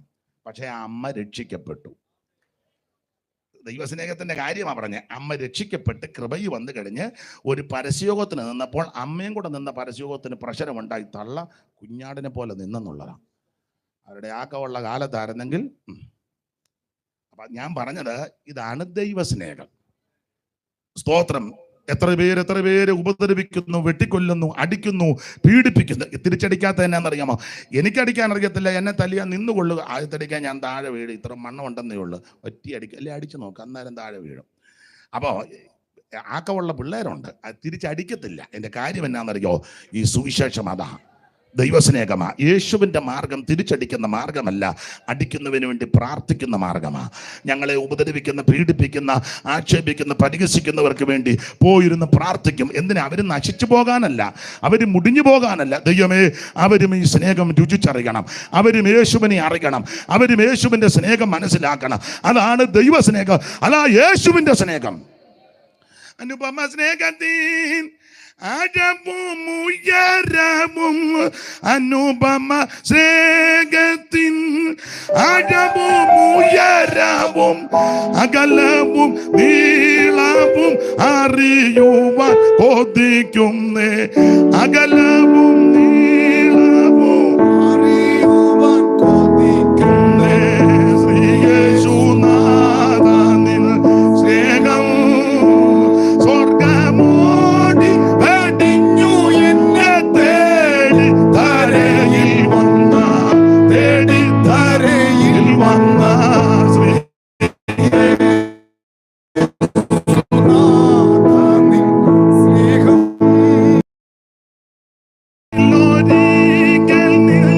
അരികില്ല ഞാൻ ഒടുവിലൊരിക്കൽ അരികിൽ അവിടെയും പാടും നിന്നതിശയനിൽ സ്നേഹം സ്വർഗമോടി വെടിഞ്ഞു എന്നെ തേടി ധരയിൽ വന്ന, തേടി ധരയിൽ വന്ന സ്നേഹം. കരമുയർത്തി കർത്താവിന് മഹത്വം കൊടുക്കുക. അതാണ് ദൈവസ്നേഹം. അപ്പോൾ സ്നേഹം അത് ഉത്തമമാണ്. കർത്താവിനെ സ്നേഹിക്കുന്നവരെല്ലാം കർത്താവിൻ്റെ കൽപ്പന പ്രമാണിക്കും. ഇവിടെ വായിച്ച കുറുവാക്യം അങ്ങനെ, കൽപ്പന പ്രമാണിക്കുന്നവന് ഒരു ദോഷവും സംഭവിക്കത്തില്ല. ഈ തിരുവെടുത്ത് പഠിക്കുമ്പോൾ ദൈവത്തിന്റെ കൽപ്പനകൾ, ദൈവത്തിന്റെ അരുളപ്പാടുകൾ, ദൈവത്തിന്റെ ആലോചന അനുസരിച്ചവർക്കെല്ലാം ദൈവം അനുഗ്രഹവും വിടുതലും കൊടുത്തിട്ടുണ്ട്. കൽപ്പന പ്രമാണിച്ചാൽ ഒരു ദോഷവും സംഭവിക്കത്തില്ല. നിങ്ങൾ ആവർത്തന പുസ്തകം 28-ാം അധ്യായത്തിന്റെ 1 മുതൽ താഴോട്ട് പഠിക്കുമ്പോൾ ദൈവത്തിന്റെ കൽപ്പനകളും ചട്ടങ്ങളും അനുസരിച്ചാലുള്ള അനുഗ്രഹത്തെ പറ്റി അവിടെ കൊടുത്തിട്ടുണ്ട്. ഒന്ന് വായിച്ചേര്, പെട്ടെന്ന് വായിച്ചേര് മോളെ. 28-ന്റെ 1 മുതൽ പെട്ടെന്ന്. നിന്റെ ദൈവമായ യഹോവയുടെ വാക്ക് നീ ശ്രദ്ധയോടെ കേട്ട് ഞാൻ ഇന്ന് നിന്നോട് ആജ്ഞാപിക്കുന്ന അവന്റെ സകല കൽപ്പനകളും പ്രമാണിച്ചു കൽപ്പനകളും പ്രമാണിച്ച് നടന്നാൽ നിന്റെ ദൈവമായ യഹോവ ഭൂമിയിലുള്ള സർവ്വജാതികൾക്ക് മീതെ ഉന്നതമാക്കും. ദൈവം നിന്നെ ഉന്നത താഴോട്ട് അനുഗ്രഹത്തിന്റെ വചസ്സുകൾ തന്നെ പറഞ്ഞേക്ക് ഓടിച്ചു വായിച്ചോ. നിന്റെ ദൈവമായ യഹോവ കേട്ടനുസരിച്ച ഈ അനുഗ്രഹങ്ങളെല്ലാം നിനക്ക് സിദ്ധിക്കും. ഈ താഴെ പറയുന്ന ഈ അനുഗ്രഹങ്ങളെല്ലാം നിനക്ക് സിദ്ധിക്കും. കൽപ്പന പ്രമാണിച്ചാൽ, കൽപ്പനയെ ആചരിച്ചാൽ, കൽപ്പന അനുഷ്ഠിച്ചാൽ. താഴോട്ട് പറയുന്ന ഈ ഇസ്രായേലിനോട് ബന്ധപ്പെട്ട പറയുന്നെങ്കിൽ പുതിയ നിയമം ഇസ്രായേലിനോടും പറയുക, ദൈവത്തിന്റെ കൽപ്പനകളും കർത്താവിന്റെ വചനങ്ങൾ അനുസരിച്ചാൽ ഈ അനുഗ്രഹങ്ങൾ നിനക്ക് സിദ്ധിക്കും. പിന്നെ പട്ടണത്തിൽ നിന്നെ അനുഗ്രഹിക്കപ്പെടും. പട്ടണത്തിൽ നിന്നെ അനുഗ്രഹിക്കും. വയലിൽ നീ അനുഗ്രഹിക്കപ്പെടും. പിന്നെ നിന്റെ ഗർഭഫലവും കൃഷിഫലവും, നിന്റെ ഗർഭഫലവും കൃഷിഫലവും, മൃഗങ്ങളുടെ ഫലവും, നിന്റെ കന്നുകാലികളുടെ പേരും ആടുകളുടെ പിറപ്പും അനുഗ്രഹിക്കപ്പെടും. അതെ, വായിപ്പിക്കുന്നില്ല. താഴോട്ട് 14-ാമത്തെ വാക്യം വരെ താഴോട്ട് വായിക്കുമ്പോൾ അനുഗ്രഹത്തിന്റെ പട്ടികയാ. പട്ടണത്തിൽ ദൈവം നിന്നെ അനുഗ്രഹിക്കും, വയലിൽ ദൈവം നിന്നെ അനുഗ്രഹിക്കും, നിന്റെ ഗർഭഫലത്തെ അനുഗ്രഹിക്കും, നിന്റെ കൃഷിഫലത്തെ അനുഗ്രഹിക്കും, നിന്റെ ആടുമാടുകളുടെ പേരും പിറപ്പും ദൈവം അനുഗ്രഹിക്കും, നിന്റെ വട്ടിയും കൊട്ടയും ചാട്ടിയും എല്ലാം ദൈവം അനുഗ്രഹിക്കും. ശത്രു ഒരു വഴി കടന്നു വരും, 7 വഴി ചെതറിപ്പോകും. തേനീച്ച പോലെ വരുന്ന വൈരിയെ, മുൾത്തിയെ പോലെ ദൈവം കെടുത്തി കളയും. ദൈവത്തിന്റെ കൽപ്പന പ്രമാണിക്കുന്നവന് ഒരു ദോഷവും സംഭവിക്കത്തില്ല. ആമേൻ. 1-2 കാര്യങ്ങളെ സൂചിപ്പിച്ച് വേഗത്തിൽ നിർത്താൻ. കർത്താവിന്റെ മഹത്വം. ആമേൻ. കൽപ്പന പ്രമാണിക്കുന്നവൻ ഒരു ദോഷവും സംഭവിക്കുക. 1-2 തെളിവുകൾ വായിച്ചാട്ടെ. നമുക്ക് അറിവുള്ള ഭാഗമാ, ആമേൻ, പരിചിതമായ ഭാഗമാ. പുറപ്പാട് പുസ്തകം 12-ാം അധ്യായത്തിന്റെ 50-51 തിരുവെടുത്ത് വായിച്ചാട്ടെ. യഹോവ മോശയോടും അഹരോനോട് കൽപ്പിച്ചതുപോലെ തന്നെ, യഹോവ മോശയോടും അഹരോനോടും കൽപ്പിച്ചതുപോലെ തന്നെ അവർ ചെയ്തു. അന്ന് തന്നെ യഹോവ ഇസ്രായേൽ മക്കളെ ഗണഗണമാക്കി മിസ്രയീം ദേശത്ത് നിന്ന് പുറപ്പെടുവിച്ചു. ദൈവത്തിന്റെ യഹോവ മോശയോടും അഹരോനോടും കൽപ്പിച്ചതുപോലെ തന്നെ അവര് ചെയ്തു. വിസ്തരിക്കുന്നില്ല. വിസ്തരിക്കണമെങ്കിൽ സമയം ഒത്തിരി എടുക്കണം. നിങ്ങൾക്കറിയാം, ഇസ്രായേൽ മക്കൾ ദൈവത്തിന്റെ ജനമാകുന്ന ഇസ്രായേലിൽ ദീർഘവർഷങ്ങൾ അടിമകളായി പാർത്തു. ഒടുവിൽ ഇവരെ വിടുവിക്കുവാൻ ദൈവത്തിന് തിരുവുള്ളമുണ്ടായി. അങ്ങനെ മോശ മുഖാന്തരം ദൈവം ഇവരെ പുറപ്പെടുവിക്കുക. നീ എന്ന് ഫറവോനോട് പറയണം, ദൈവം ആമേൻ വെളിപ്പെട്ടിരിക്കുക, നീ തടഞ്ഞു വെച്ച ജനത്തെ ആരാധനയ്ക്ക് വിട്ടയക്കണം. അപ്പൊ മോശ പറഞ്ഞു, എനിക്ക് വിക്കൊണ്ട തടിച്ചു നാവുള്ളവനാ, എന്തോ ചെയ്യും. അപ്പൊ പറഞ്ഞു, കൂട്ടിന് അഹരോനുണ്ട്, വടിയുണ്ട് കൂടെ, ഞാൻ നിന്റെ കൂടെയുണ്ട്. അപ്പോൾ ചോദിച്ചു, ഞാനിവിടെ ചെല്ലുമ്പോൾ മോശ പറയുക, ഫറവോൻ ചോദിക്കും, നിങ്ങളുടെ ദൈവം ആരാണ്, ദൈവത്തിന്റെ പേര്. അപ്പൊ പറഞ്ഞു, ഞാനാകുന്നു എന്ന് പറയും. കാര്യങ്ങളെല്ലാം പറഞ്ഞു. പ്രാരംഭത്തിൽ 9 ബാധ വിട്ടിട്ടും ഫറവോന് മാനസാന്തരമില്ല. ഞാൻ പറയാറുണ്ട്, ഓരോ ബാധ വരുമ്പോഴും മോശ പ്രാർത്ഥിക്കും, ബാധ മാറും. ഉടനെ ഫറവോന്റെ ഹൃദയം കഠിനപ്പെടും. നിങ്ങൾ ആ പുസ്തകം പഠിക്കുമ്പോൾ 6 പ്രാവശ്യം ഫറവോൻ തന്നെത്താൻ ഹൃദയം കഠിനമാക്കി. 6 പ്രാവശ്യം. 6 മാനുഷിക കണക്കാ, സംഖ്യ. അങ്ങേയറ്റം ദൈവം സമയം കൊടുത്തു, ഇവൻ ഗുണമായില്ല. അണ്ട 7-ാം അധ്യായത്തിന്റെ 13-ഉം 7-ന്റെ 22-ഉം 8-ാം അധ്യായത്തിന്റെ 15-ഉം 8-ന്റെ 19-ഉം 8-ന്റെ 32-ഉം 9-ന്റെ 7-ഉം ഒന്ന് ക്രമത്താല വായിച്ചേ. 6 സ്ഥലത്ത് ഇവൻ തന്നെത്താൻ ഹൃദയം കഠിനമാക്കി. ഫറവോന്റെ ഹൃദയമോ യഹോവ അരുളി ചെയ്തതുപോലെ കഠിനപ്പെട്ടു, അവൻ അവരെ ശ്രദ്ധിച്ചതുമില്ല. ഇനി അതിന്റെ 22-ാം വാക്യം. മിസ്രയീം മന്ത്രവാദികളും തങ്ങളുടെ മന്ത്രവാദത്താൽ അതുപോലെ ചെയ്തു. എന്നാൽ യഹോവ അരുളി ചെയ്തിരുന്നത് പോലെ ഫറവോന്റെ ഹൃദയം കഠിനപ്പെട്ടു. ഇനി 8-ന്റെ 15. എന്നാൽ സ്വൈര്യം വന്നു എന്ന് ഫറവോൻ കണ്ടാറേ, യഹോവ അരുളി ചെയ്തിരുന്നത് പോലെ അവൻ തന്റെ ഹൃദയത്തെ കഠിനമാക്കി. 8-ന്റെ 19. ഇത് ദൈവത്തിന്റെ വിരലാകുന്നു പറഞ്ഞു. എന്നാൽ യഹോവ അരുളി ചെയ്തിരുന്ന പോലെ ഫറവോന്റെ ഹൃദയം കഠിനപ്പെട്ടു. 4-ാമത്തെ പ്രാവശ്യം. ഇനി 32-ാം വാക്യം. 8:32. എന്നാൽ ഫറവോൻ ഈ പ്രാവശ്യം തന്നെ ഹൃദയം കഠിനമാക്കി. പിന്നെ അത് 5-ാമത്തെ പ്രാവശ്യം പിന്നെയും കഠിനമാക്കി. 9-ന്റെ 7. ഫറവോൻ ആളയച്ചു, ഇസ്രായേലിന്റെ മൃഗങ്ങൾ ഒന്നുപോലും ചത്തില്ല എന്ന് കണ്ടു. എങ്കിലും ഫറവോന്റെ ഹൃദയം കഠിനപ്പെട്ടു. ഈ 6 പ്രാവശ്യവും തന്നെത്താൻ ഹൃദയം കഠിനമാക്കി. 6 എന്നുള്ളത് ദൈവം കൊടുത്ത ഗുണമാകുന്നില്ല, തന്നെത്താൻ ഹൃദയം കഠിനമാക്കി. അവൻ ദൈവം ഒരു പരിപാടി ചെയ്തു. 6 പ്രാവശ്യം അവസരം കൊടുത്തതാ. ഇന്ന് രാത്രി അനേകർക്ക് അവസരം ദൈവം തരിക. ഇത് സുപ്രസാദ കാലമാ, ഇത് രക്ഷാദിവസമാ. ഒരുപക്ഷെ നിന്റെ അടുക്ക് വന്ന് സുവിശേഷം പറഞ്ഞവരുണ്ട്, വീട്ടിൽ വന്ന് സുവിശേഷം പറഞ്ഞവരുണ്ട്, രോഗക്കിടക്കയിലായിരുന്നപ്പോൾ വന്ന് സുവിശേഷം പറഞ്ഞു. ഇന്ന് രാത്രി വീണ്ടും ഇതാ ഇവിടെ വെച്ച് സുവിശേഷം പറയുക. ഇത് തള്ളിക്കളയരുത്, അവൻ തിരസ്കരിക്കരുത്. ഇന്ന് രാത്രി ഇത് ഏറ്റെടുക്കണം. Price the Lord. അവസരം ഇനിയുമുണ്ടോ മനുജ, അശരണന നിനക്കിന്നേശു സ്വീകരിപ്പാൻ അവസരം ഇനിയുമുണ്ടോ, അവസരം ഇനിയുമുണ്ടോ മനുജ, അശരണന നിനക്കി നീജനെ പാലിക്കുവാൻ അവസരം ഇനിയുമുണ്ടോ.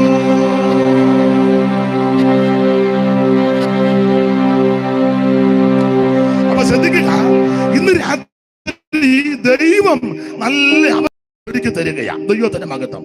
6 പ്രാവശ്യം ഇവൻ തന്നെത്താൻ ഹൃദയം കഠിനമാക്കി. അപ്പം ദൈവം ഒരു പരിപാടി ചെയ്തു. 7ാമത് ദൈവം അങ്ങ് ഹൃദയം കഠിനമാക്കി.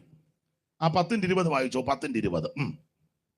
എന്നാൽ യഹോവ ഫറവോന്റെ ഹൃദയത്തെ കഠിനമാക്കി. എന്നാൽ യഹോവ ഫറവോന്റെ ഹൃദയത്തെ കഠിനമാക്കി. ഇന്ന് രാത്രി എന്നെ കേൾക്കുന്ന പ്രിയരെ, 6 പ്രാവശ്യം തന്നെത്താൻ ഹൃദയം കഠിനമാക്കിയപ്പോൾ ദൈവത്തിന് മനസ്സിലായി ഇവൻ രക്ഷപ്പെടുമെന്ന് തോന്നുന്നില്ല. അതുകൊണ്ട് 7ാമത്തെ പ്രാവശ്യം ദൈവം ഇവന്റെ ഹൃദയത്തെ കഠിനമാക്കി. നിങ്ങൾ സഹോദരിമാര് മുന്നോട്ട് പോയി. ഇവിടെ കസാരി ഇരിപ്പുണ്ട്. ഇങ്ങോട്ട് വാ, മുന്നോട്ട് വാ. ഇവിടെ വന്ന് കറങ്ങുക. ഇങ്ങോട്ട് വരാം കൊച്ചേ, ഇങ്ങോട്ട് വാ. എന്നാ അതിലേ ഓടുന്നു. ഇവിടെ വാ, ഇവിടെ കസാരയുണ്ട്. ഓടി വാ, 2 പേരും ഇഞ്ഞു വാ. സത്യവചനം കേട്ടു നീ വാ, നിത്യജീവൻ നിനക്കേകിടുമേ. സത്യവചനം കേട്ടു നീ വാ, നിത്യജീവൻ നിനക്കേകിടുമേ.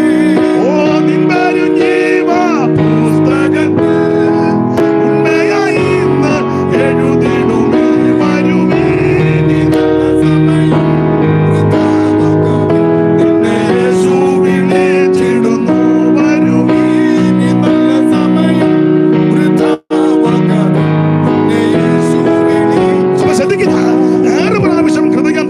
കഠിനമാക്കിയപ്പോൾ ദൈവം 7ാമത് ഹൃദയം കഠിനമാക്കി. ദൈവം കഠിനമാക്കിയാൽ പിന്നെ വിടുതൽ കിട്ടത്തില്ല. അതുകൊണ്ട് ഇന്ന് രാത്രി ദൈവം കഠിനമാക്കുവാൻ ഇടവരരുത്. തന്നെത്താൻ കഠിനമാക്കിയവർ ഇന്ന് രാത്രി അനുദപിച്ച് മടങ്ങി വന്നാൽ ആമൻ നിന്നെ സ്വീകരിക്കുന്ന, രക്ഷിക്കുന്ന, സ്നേഹിക്കുന്ന, സംരക്ഷിക്കുന്ന ഒരു യേശുവുണ്ട്. ദൈവത്തിന് മഹത്വം. നമ്മുടെ കുറുവാക്യം കൽപ്പന പ്രമാണിക്കുന്നവന് ഒരു ദോഷവും സംഭവിക്കത്തില്ല. പ്രാരംഭത്തിൽ 9 ബാധ വിട്ടിട്ട് മാനസാന്തരമില്ല. 10ാമത്തെ ബാധ അയക്കുന്നതിന് മുന്നേ ദൈവം ഒരു കൽപ്പന കൊടുത്തു.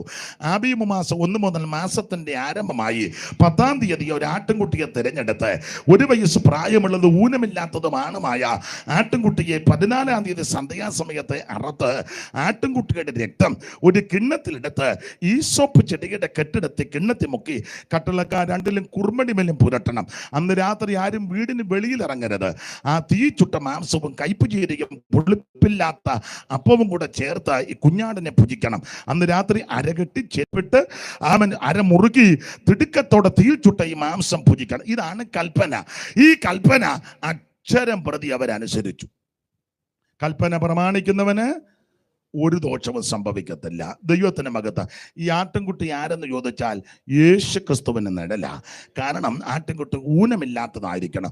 ഊനമില്ലാത്ത, പാപമില്ലാത്ത, കളങ്കമില്ലാത്ത, അകൃത്യമില്ലാത്ത ഒരേ ഒരു കുഞ്ഞാട്, അത് നസ്രയനാകുന്ന യേശു ക്രിസ്തുവാ. കടന്നു പോകുന്ന യേശുവിനെ ചൂണ്ടിക്കൊണ്ട് യോഹന്നാൻ പറയുക, ഇതാ ലോകത്തിന്റെ പാപത്തെ ചുമക്കുന്ന ദൈവത്തിന്റെ കുഞ്ഞാട്. യേശു ക്രിസ്തുവിൽ യാതൊരു പാപമില്ല. യേശു ക്രിസ്തുവിൽ അകൃത്യമില്ല, ഒരു കളങ്കവുമില്ല. പാപമില്ലാത്ത പരമവിശുദ്ധനാ ക്രിസ്തു. നമുക്കെല്ലാം ഒന്നല്ലെങ്കിൽ മറ്റൊരു കുഴപ്പങ്ങളുണ്ട്. യാതൊരു കുഴപ്പവും അപാകതയില്ലാത്ത ഒരുവനെയുള്ളൂ, നസ്രയനാകുന്ന യേശു ക്രിസ്തു. അന്ന് രാത്രി ആ ചോരത്തല ആചരിച്ചത് രക്ഷിക്കപ്പെടുന്നതിനെ കാണിക്കുക എന്ന് പറഞ്ഞാൽ അന്ന് രാത്രി അവരെല്ലാവരും രക്ഷിക്കപ്പെട്ടു. ആമേൻ. റോമാലേഖനം 10:9 നമുക്ക് മനപാഠമാ. യേശു ക്രിസ്തുവിനെ ആമേൻ സ്വന്തം ഹൃദയം കൊണ്ട് വിശ്വസിക്കണം. രക്ഷയ്ക്കായി വായി കൊണ്ട് ഏറ്റു പറയണം. എന്തോ പറയണം? യേശുവേ, ഞാനൊരു പാപിയാ, എൻ്റെ പാപത്തിന്റെ പരിഹാരത്തിന് അവിടുന്ന് മരിച്ചുവെന്ന് വിശ്വസിക്കുന്നു.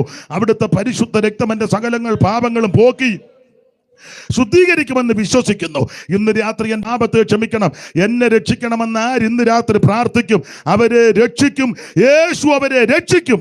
5 പൈസ കൊടുക്കണ്ട, അര കാശ് മുടക്കണ്ട, അര മൈൽ നടക്കണ്ട, ഒരു ഭൗതിക വസ്തുക്കൾ കൊടുക്കണ്ട, വാഴക്കല കൊടുക്കണ്ട, ഏത്തകൾ കൊടുക്കണ്ട, മെഴുകുതിരി വേണ്ട, എണ്ണ വേണ്ട, അരി വേണ്ട, മലര് വേണ്ട, പൊരി വേണ്ട, അരി വേണ്ട, ഒന്നും വേണ്ട, വസ്തു വേണ്ട, വീട് വേണ്ട, പൈസ വേണ്ട, സ്വോത്ര 500 വേണ്ട, 1000 വേണ്ട, 2000 അതൊക്കെ നിന്ന് 1000 2000 അതൊന്നും യേശുവിന് വേണ്ട. 5 സെന്റ് സ്ഥലവും നീ യേശുവിന് കൊടുക്കണ്ട.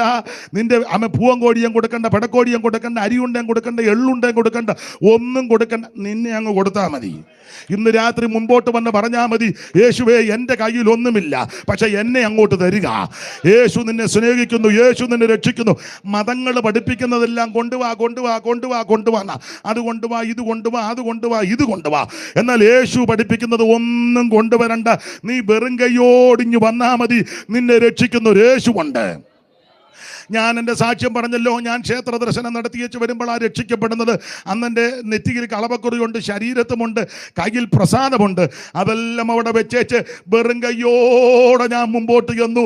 എനിക്കിതൊന്നും അറിയത്തില്ലെങ്കിൽ എൻ്റെ ഉള്ളത്തിലൊരു ചിന്ത, എൻ്റെ കയ്യിലൊന്നുമില്ല, എന്നെ അങ്ങ് തരിക. ആ പ്രാർത്ഥന സ്വർഗം കേട്ടു. നീ ഭൗതിക വസ്തുക്കളൊന്നും കൊണ്ട് കൊടുക്കണ്ട, നിന്നെ അങ്ങോട്ട് കൊടുക്ക്. ഇന്ന് രാത്രി യേശു നിന്നെ രക്ഷിക്കും. മറ്റൊരുത്തനിലും രക്ഷയില്ല.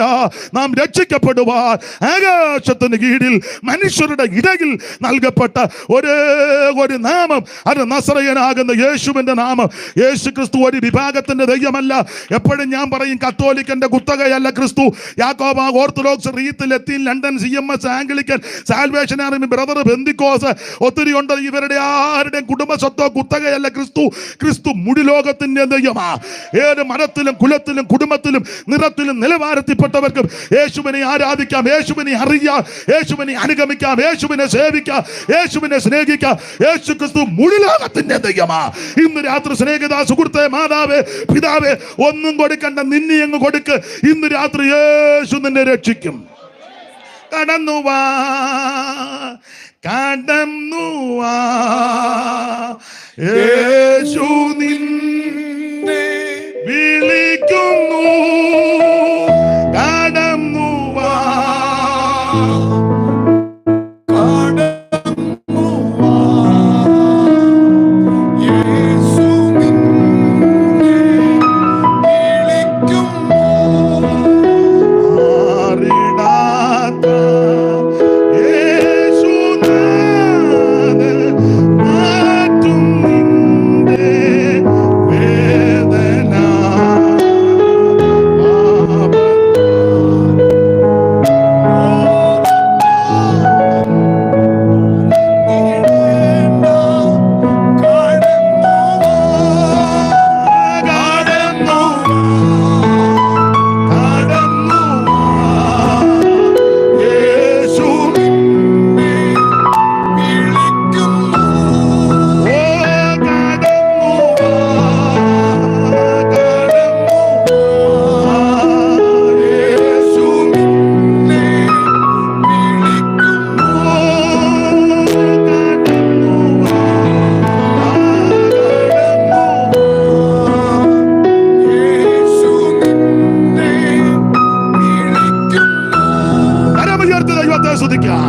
കൽപ്പന പ്രമാണിക്കുന്നവന് ഒരു ദോഷവും സംഭവിക്കത്തില്ല. ഒന്നാമത്തെ കൽപ്പന ഈ വായിച്ച തിരുവചനത്തിന്റെ വെളിച്ചത്തിൽ രക്ഷിക്കപ്പെടുക എന്നുള്ളതാ. നീ രക്ഷിക്കപ്പെട്ട യേശു ക്രിസ്തുവിനെ രക്ഷിതാവായി സ്വീകരിച്ചാൽ നിനക്കൊരു ദോഷവും വരികയില്ല, ഒരനർത്ഥവും നിനക്ക് വരികയില്ല.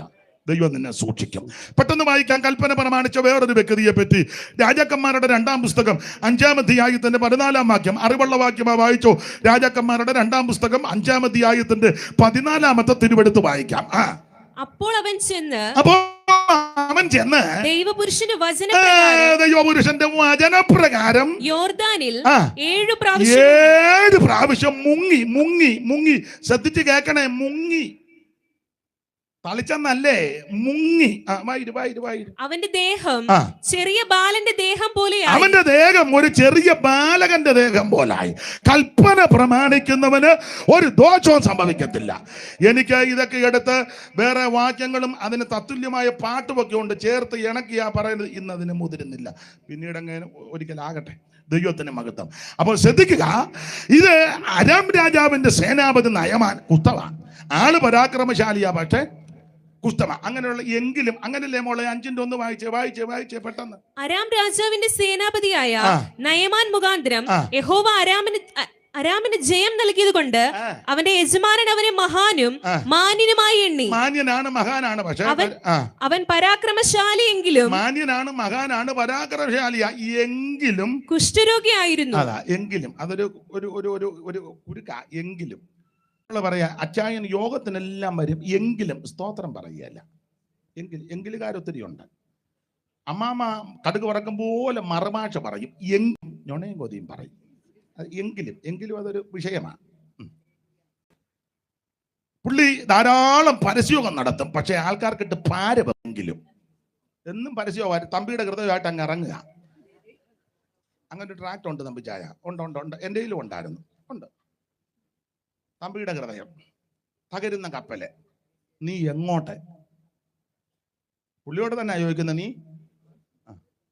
ഞാൻ കഴിഞ്ഞ ദിവസം പ്രസംഗിച്ചോ പറഞ്ഞ്, ഞങ്ങൾ പണ്ട് ഹൈസ്കൂളിൽ പഠിച്ചപ്പോൾ ഒരു ലഘുലേഖയായിട്ട് ഇറങ്ങി. എൻ്റെ കൂടെ ഒരു സഹോദരൻ ഉണ്ടായിരുന്നു. ശനിയാഴ്ച അവധിയല്ലേ, മറ്റു സഹോദരന്മാർ വീട്ടിൽ പോയി. എനിക്കന്ന് അല്പം പ്രയാസമൊക്കെ ഉള്ള സമയം ആ വീട്ടിൽ. അപ്പോൾ പോയില്ല. ഞാനും ആ സഹോദരൻ ഡോർമെറ്ററിലുണ്ട്. രാവിലെ പ്രാർത്ഥനയൊക്കെ കഴിഞ്ഞ് ഞാൻ പറഞ്ഞു, സഹോദര നമുക്ക് വെറുതെ ഇരിക്കേണ്ട, ലഘുലേഖയായിട്ട് ഇറങ്ങാം. പോകാം. രാവിലെ കാപ്പുകൂടിയും കഴിഞ്ഞ് ഞങ്ങൾ ലഘുലേഖയായിട്ട് ഇങ്ങനെ നടന്നു. അപ്പം ഒരു വീട്ടിലോട്ട് ചെന്നപ്പോൾ ഇപ്പോൾ ഓർക്കുന്നു, ഒരു പഴയ തറവാടാ, നല്ല പഴയ ഗേറ്റ് കാണുമ്പോൾ അറിയാം. ആ പടന്ന ഒരു മാവിൻ്റെ ചുവട്ടിൽ ഒരു അപ്പച്ചൻ ചാര് കസേര ഇങ്ങനെ കിടക്കുന്ന, കാല് രണ്ടും കസേരയുടെ മുകളിലെടുത്ത് വെച്ച് ഇങ്ങനെ കിടക്കുന്നു. ഞങ്ങൾ ഗേറ്റ് ചെന്ന് മുട്ടിയപ്പോൾ അപ്പച്ചൻ പറഞ്ഞു, കൈ കണ്ട് കാണിച്ച് കയറിച്ചല്ല. വലിയ സന്തോഷം. സാധാരണ എല്ലാവരും പോന്നാ പറഞ്ഞു. ഈ അപ്പൻ വിളിക്കുന്നുണ്ടല്ലോ, വലിയ സന്തോഷം. ചെന്നു ഇരിക്കാൻ പറഞ്ഞു. 2 സ്റ്റൂൾ അവിടെ കിടപ്പുണ്ട്, ഇരിക്കെ. ഞാൻ പറഞ്ഞില്ല, നിന്നോളാം, ഇരിക്കടോ. ഇരുന്നു. അപ്പം ഉടനെ പഴയ ആൾക്കാരല്ലേ, കിടന്ന കിടപ്പ് തന്നെ, പിന്നെ ഇങ്ങോട്ടൊന്ന് വരണേ, ഭാര്യയെ വിളിച്ചത്. പഴയ രീതികളൊക്കെ അങ്ങനെ. ഇന്ന് ഭാര്യ ഭർത്താവിന് ഡാ അങ്ങനെയൊക്കെ ഉള്ള പെണ്ണുങ്ങളുണ്ട്. ഡാ അവനാന്ന് കേട്ടോണ്ട് ഇടം ചെല്ലുക. നിന്റെ കാര്യത്തിലൊരു തീരുമാനമായി, അതവിടെ നിൽക്കട്ടെ. അപ്പം അപ്പച്ചനാ കസേര കിടന്നോണ്ട്, പിന്നെ ഒന്ന് വന്നേ. അപ്പം ഒരമ്മച്ചി ചട്ടയും മുണ്ടുമൊക്കെ നല്ല ആഢ്യത്തമുള്ള നല്ല മിടുക്കി ഒരമ്മ ഇറങ്ങി വന്ന് പറഞ്ഞതേ, ഉപദേശിമാരാ ഇച്ചിരി നാരങ്ങാ വെള്ളം എടുത്തു, നല്ല ചൂടുള്ള സമയമാണ്. അപ്പം മുറ്റത്ത് തന്നെ ഒരു നാരകം പടന്ന് കിടക്കുന്നു. ഞാൻ കണ്ടോണ്ട് നിൽക്കുക. അമ്മ എന്ന് 2 നാരങ്ങ എടുത്തോണ്ട് അകത്തോട്ട് പോയി വെള്ളം എടുക്കാൻ. എനിക്കും വലിയ സന്തോഷം. ഈ ചൂടത്ത് ഇച്ചിരി നാരങ്ങ വെള്ളം കിട്ടിയാൽ വലിയ ആശ്വാസം. ഞാനും കുടിക്കാം. അപ്പം കൂടെയുള്ള സഹോദരൻ ഈ ലഘുലേഖ ഈ അപ്പച്ചന് കൊടുത്തു. ഇങ്ങനെ അങ്ങോട്ട് നീട്ടി. അപ്പച്ചൻ കസേരയിൽ ഇങ്ങനെ കിടക്കുക. അപ്പം ഇങ്ങനെ നീട്ടി വേണം. അപ്പച്ചൻ മേടിച്ചില്ല. മേടിക്കുന്നതിന് മുന്നേ കിടന്നുകൊണ്ട് ചോദിച്ചു, എന്തുവാ? അപ്പോൾ അപ്പച്ച ലഘുലേഖ ട്രാക്ട് മേടിച്ചില്ല പുള്ളി. അപ്പം കിടന്നുകൊണ്ട് തന്നെ ചോദിച്ചു, എന്തുവാ ഇതിൽ എഴുതിയേക്കുന്നേ? അപ്പം അവൻ പറഞ്ഞു, ഞങ്ങൾ വായിച്ചില്ലെന്ന്. ഉടനെ കിടന്ന കിടപ്പി പുള്ളി കിടന്നുകൊണ്ട് ചോദിക്കുക, നീ വായിക്കാത്തതാണോ നാട്ടുകാരെ വായിപ്പിക്കാൻ നടക്കുന്നേ? എന്ത് ലോജിക്കായിട്ടാ? പോ വായിച്ചേച്ച് കൊണ്ടുവന്നാ മതിയെന്ന്. അന്നേരം ആ തള്ള വെള്ളമായിട്ട് വന്നു. കുടിക്കണമെന്നുണ്ടായിരുന്നു, ചോദിക്കാൻ പറ്റുമോ? ഇങ്ങനെ ഇടഞ്ഞു.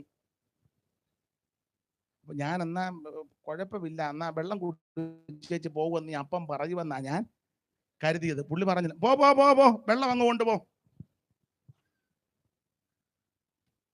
ഇത് വായിക്കാതെ പോയത് കൊണ്ട് വെള്ളം പോലും കുടിക്കാൻ. രാവിലെ സീലടിച്ചേച്ച് ട്രാക്റ്റുമായിട്ട് ഇറങ്ങുക. കൂടെയുള്ള കൂട്ടു സഹോദരനും കൂട്ടുവേലക്കാർക്കും സെന്ററിലുള്ളവർക്കെല്ലാം നല്ല ടോർപ്പിടോ. എങ്കിലും പറഞ്ഞതേ ഉള്ളൂ, ഇനി വിട്ടേക്കാം, സമയം പോവുക. നയമാൻ പരാക്രമശാലി എങ്കിലും കുഷ്ഠരോഗിയാ. ഇയാള് മിടുക്കനാ, പ്രഗൽഭനാ, പക്ഷെ കുഷ്ഠമാ, രോഗമാ. ഇവര് പണ്ട് യുദ്ധത്തിന് പോയപ്പോൾ ഒരു പെങ്കൊച്ചിനെ പിടിച്ചുകൊണ്ട് വന്നു. എനിക്കൊന്ന് തള്ളയ്ക്ക് ഹെൽപ്പിന് അടുക്കള പണിക്കെങ്ങാണ്ട. ഈ പെങ്കൊച്ച് നല്ലതായിരുന്നു. അവൾ കിട്ടിയ സമയം കൊണ്ട് സുവിശേഷം അറിയിച്ചു. സ്തോത്രം. പെൺകുഞ്ഞുങ്ങളോടും ആൺകുഞ്ഞുങ്ങളോടും പറയാം, അവസരം കിട്ടുമ്പോൾ യേശുവിനെ പറ്റി പറയണം. അല്ലാതെ അവൻ്റെ ഫോൺ നമ്പർ മേടിച്ചല്ലേ, അവിടെ ഫോൺ നമ്പർ മേടിച്ച് രാത്രി 12 ആകുമ്പം വീടിന് വെളിയിൽ ആ പരിയമ്പറത്തോടെ തന്നെ എന്നാണ്ട് വിശേഷം കിടി അവനിങ്ങോട്ട്. അങ്ങനല്ലേ ഇപ്പം ഞങ്ങളെ ശുശ്രൂഷയൊക്കെ കഴിഞ്ഞ് രാത്രി പോകുമ്പം ഒരുമാതിരിപ്പെട്ടവരെല്ലാം റോഡല്ല, ഒന്നും പരിക്കകത്ത് കയറുന്നില്ല.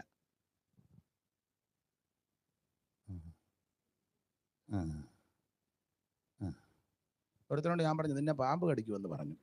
ഈ മുതുപാതിരായിക്ക് നീ ഈ റോഡിൻ്റെ സൈഡിൽ പോച്ചയൊക്കെ ഉള്ളതല്ലേ, ഇവനിങ്ങനെ പമ്മി നടക്കാവോ? അല്ല, അവള് ടെറസിൻ്റെ മണ്ടയില. ഒരു കാര്യം പറഞ്ഞു, ഈ പെങ്കൊച്ച് നല്ലൊരു ചൊവ്വുള്ള കൊച്ച. ഇവൾ ഈ വീട്ടിൽ വന്ന് ഈ അന്തരീക്ഷമെല്ലാം കണ്ടപ്പോൾ ഈ കൊച്ചമ്മയോട് പറഞ്ഞു, കൊച്ചമ്മേ, അച്ചായം പരാക്രമശാലിയാ, മിടുക്കനൊക്കെയാ, പക്ഷെ പെരക്കകത്ത് കയറാൻ ഒക്കുന്നില്ല, പെരക്കകത്ത് കയറ്റുകയല്ല. കുട്ടമല്ലേ? സഭയിലൊക്കെ വലിയ പരാക്രമം കാണിക്കുന്ന ആൾക്കാരുണ്ട്, വീട്ടിൽ ചെല്ലുമ്പോൾ തള്ള വരച്ച വരയല്ല. പണ്ടൊരാൾ പറഞ്ഞു, ഞാൻ വരച്ച വരയല്ല ഞാൻ അവളെ നിർത്തിയിരിക്കുന്നത്. ആര് വരച്ചതാ? ആട്ടെ, പരാക്രമശാലി എങ്കിലും കുഷ്ഠരോഗിയാണ്. അപ്പൊ ഇവളിത് കണ്ടേച്ച് പറഞ്ഞു, കൊച്ചമ്മേ, അച്ചായന്റെ കുഷ്ഠം മാറും, അച്ചായൻ സൗഖ്യമാക്കും. ഒരൊറ്റ കണ്ടീഷൻ, ഞങ്ങളുടെ നാട്ടിൽ പ്രാർത്ഥിക്കുന്ന ഉപദേശിയുണ്ട്, ഉപദേശിയൊക്കെ കൊണ്ടുപോയാൽ ഇത് വിടുതൽ കിട്ടും. എന്തിനേറെ ഇവിടെ നിർബന്ധത്തിന് വഴങ്ങി, മനസ്സുണ്ടോ മനസ്സില്ലയോ എന്നുള്ളതല്ല വിഷയം. നയമാൻ വന്നപ്പോൾ ഈ സ്ത്രീ പറഞ്ഞു കാണും, പിന്നെ ഇവള് പറയുന്നു, ഇവിടെ നാട്ടിൽ പ്രാർത്ഥിക്കുന്ന ഉപദേശി കൊണ്ട് പ്രാർത്ഥിച്ചാൽ സൗഖ്യം വരുമെന്ന്, നിങ്ങളൊന്ന് പോ, ഏതായാലും പെരക്കാതെ കയറാൻ നടക്കുകയല്ലേ. അപ്പോൾ നിർബന്ധിച്ച് സമ്മർദ്ദമൊക്കെ ചെലുത്തി കുറച്ച് സമ്മാനമൊക്കെ വാങ്ങി ആമെ ക്രമപ്പെടുത്തി ഈ നയമാനും ആമെ പ്രിയപ്പെട്ടവരും കൂടെ പോകയാ, എലീശായുടെ അടുക്കലോട്ട് പോകയാ. പുള്ളി പോകുമ്പോ പുള്ളിയുടെ ചിന്ത ഇതാ, പരാക്രമശാലിയ, സൈന്യാധിപന, മിടുക്കന, നല്ല പൊസിഷൻ, എല്ലാവരും ബഹുമാനിക്കുന്നയാളാ. പിന്നെ സോട്ടും കൂട്ടുമെല്ലാം ഇട്ടുകൊണ്ട് കുറ്റമാണെന്നാരും അറിയത്തില്ല. ഇരിപ്പും പ്രവടിയും കണ്ടാൽ ഓർക്കും ഒരു കുഴപ്പമില്ല, പക്ഷെ മുഴുവൻ കുഷ്ഠമാ. കുഷ്ഠം ഒന്ന് രോഗത്തെ കാണിക്കുന്നതും മറ്റ് പാപത്തെ കാണിക്കുന്നതാ. എന്നിരുന്നാലും ഇവൻ പോകുമ്പോൾ ഇവന്റെ ചിന്ത, ഞാൻ അങ്ങോട്ട് ചെല്ലുമ്പോൾ പ്രവാചകൻ എന്നെ കാണും, എൻ്റെ പൊസിഷനും എൻ്റെ പരാക്രമവും എൻ്റെ വീര്യമൊക്കെ പുള്ളിക്കറിയാം. പുള്ളി ഇരിക്കുന്നിടത്ത് ഓടി വന്ന് എന്നെ വന്ന് വണങ്ങി ബഹുമാനിച്ച് എൻ്റെ രോഗമുള്ള ഭാഗത്ത് കൈ ഇങ്ങനെ ആട്ടി വീശി ഇങ്ങനെ പ്രാർത്ഥിക്കും, എനിക്ക് സൗഖ്യം കിട്ടും, സമ്മാനം കൊടുക്കും, തിരിച്ച് വീട്ടിൽ പോകും. ഈ ചിന്താഗതിയോട് അങ്ങോട്ട് ചെന്ന്, പക്ഷെ അവിടെ ചെന്നിട്ട് പ്രവാചകൻ മൈൻഡ് ചെയ്തില്ല. നിങ്ങൾക്ക് ഭാഗം പറയുക, അവിടെ ക്രമീകരണമായിട്ട് പ്രാർത്ഥന നടക്കുക എന്നാ എൻ്റെ ചിന്ത. ഒടുവിൽ പ്രവാചകൻ ഇറങ്ങി വന്ന് ചോദിച്ചു, പേരെന്നാ? പേര് നയമാൻ, വീടെവിടാ? ഇന്നെടുത്ത. എന്താ വിഷയം? കുഷ്ഠം. ഉടനെ പ്രവാചകൻ പറഞ്ഞൊരു കൽപ്പന ഇതാ, ഒറ്റ കാര്യമുള്ളത്, ആ യോർദാനിലോട്ട് പോയി 7 പ്രാവശ്യം അങ്ങ് മുങ്ങ്. ഈ കൽപ്പന നീ ഒന്ന് അനുസരിച്ച് നിനക്ക് വിടുതല. മുങ്ങുന്ന വിഷയം പറഞ്ഞപ്പോൾ ഈ ആരും ഉടക്കി വെച്ച് പറയാ, അങ്ങനെ ഇവിടെ വന്നെന്തിനാ മുങ്ങുന്നേ? അതിനാ ഞങ്ങളുടെ നാട്ടിൽ അവാനയും പറപ്പരും കൊണ്ട് ഈ കലക്കവെള്ളത്തിൽ മുങ്ങേണ്ട ഒരു കാര്യവും എനിക്കില്ല. മുങ്ങുന്ന വിഷയം വരെ പറയുമ്പോൾ ആ പലരും ഒട്ടക്കുന്നത്.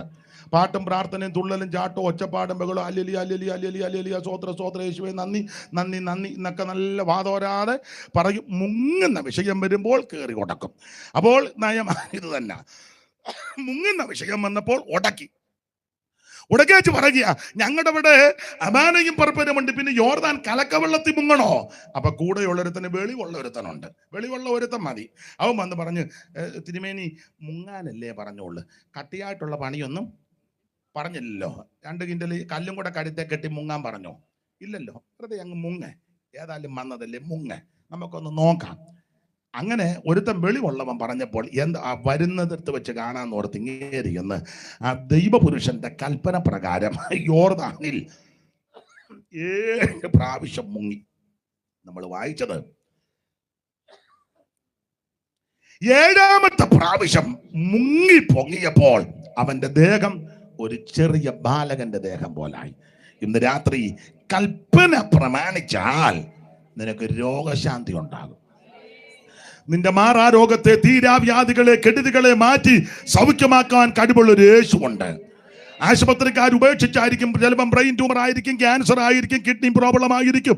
അവൻ മറ്റുള്ളവർ ഉപേക്ഷിച്ച് ഇനി അധിക നാൾ ജീവിച്ചിരിക്കത്തില്ല എന്നൊക്കെ വൈദ്യശാസ്ത്രം വിധി എഴുതി. അതൊക്കെ ശരി. പക്ഷെ ഇന്ന് രാത്രി ദൈവകൽപ്പന പ്രമാണിച്ചാൽ നിനക്ക് ദീർഘായുസ് തരുവാൻ, ആരോഗ്യം തരുവാൻ, രോഗശാന്തി തരുവാൻ ദൈവത്തിന് കഴിയും. ഇന്ന് രാത്രി കൽപ്പന പ്രമാണിക്കുന്നവന് ഒരു ദോഷവും സംഭവിക്കത്തില്ല.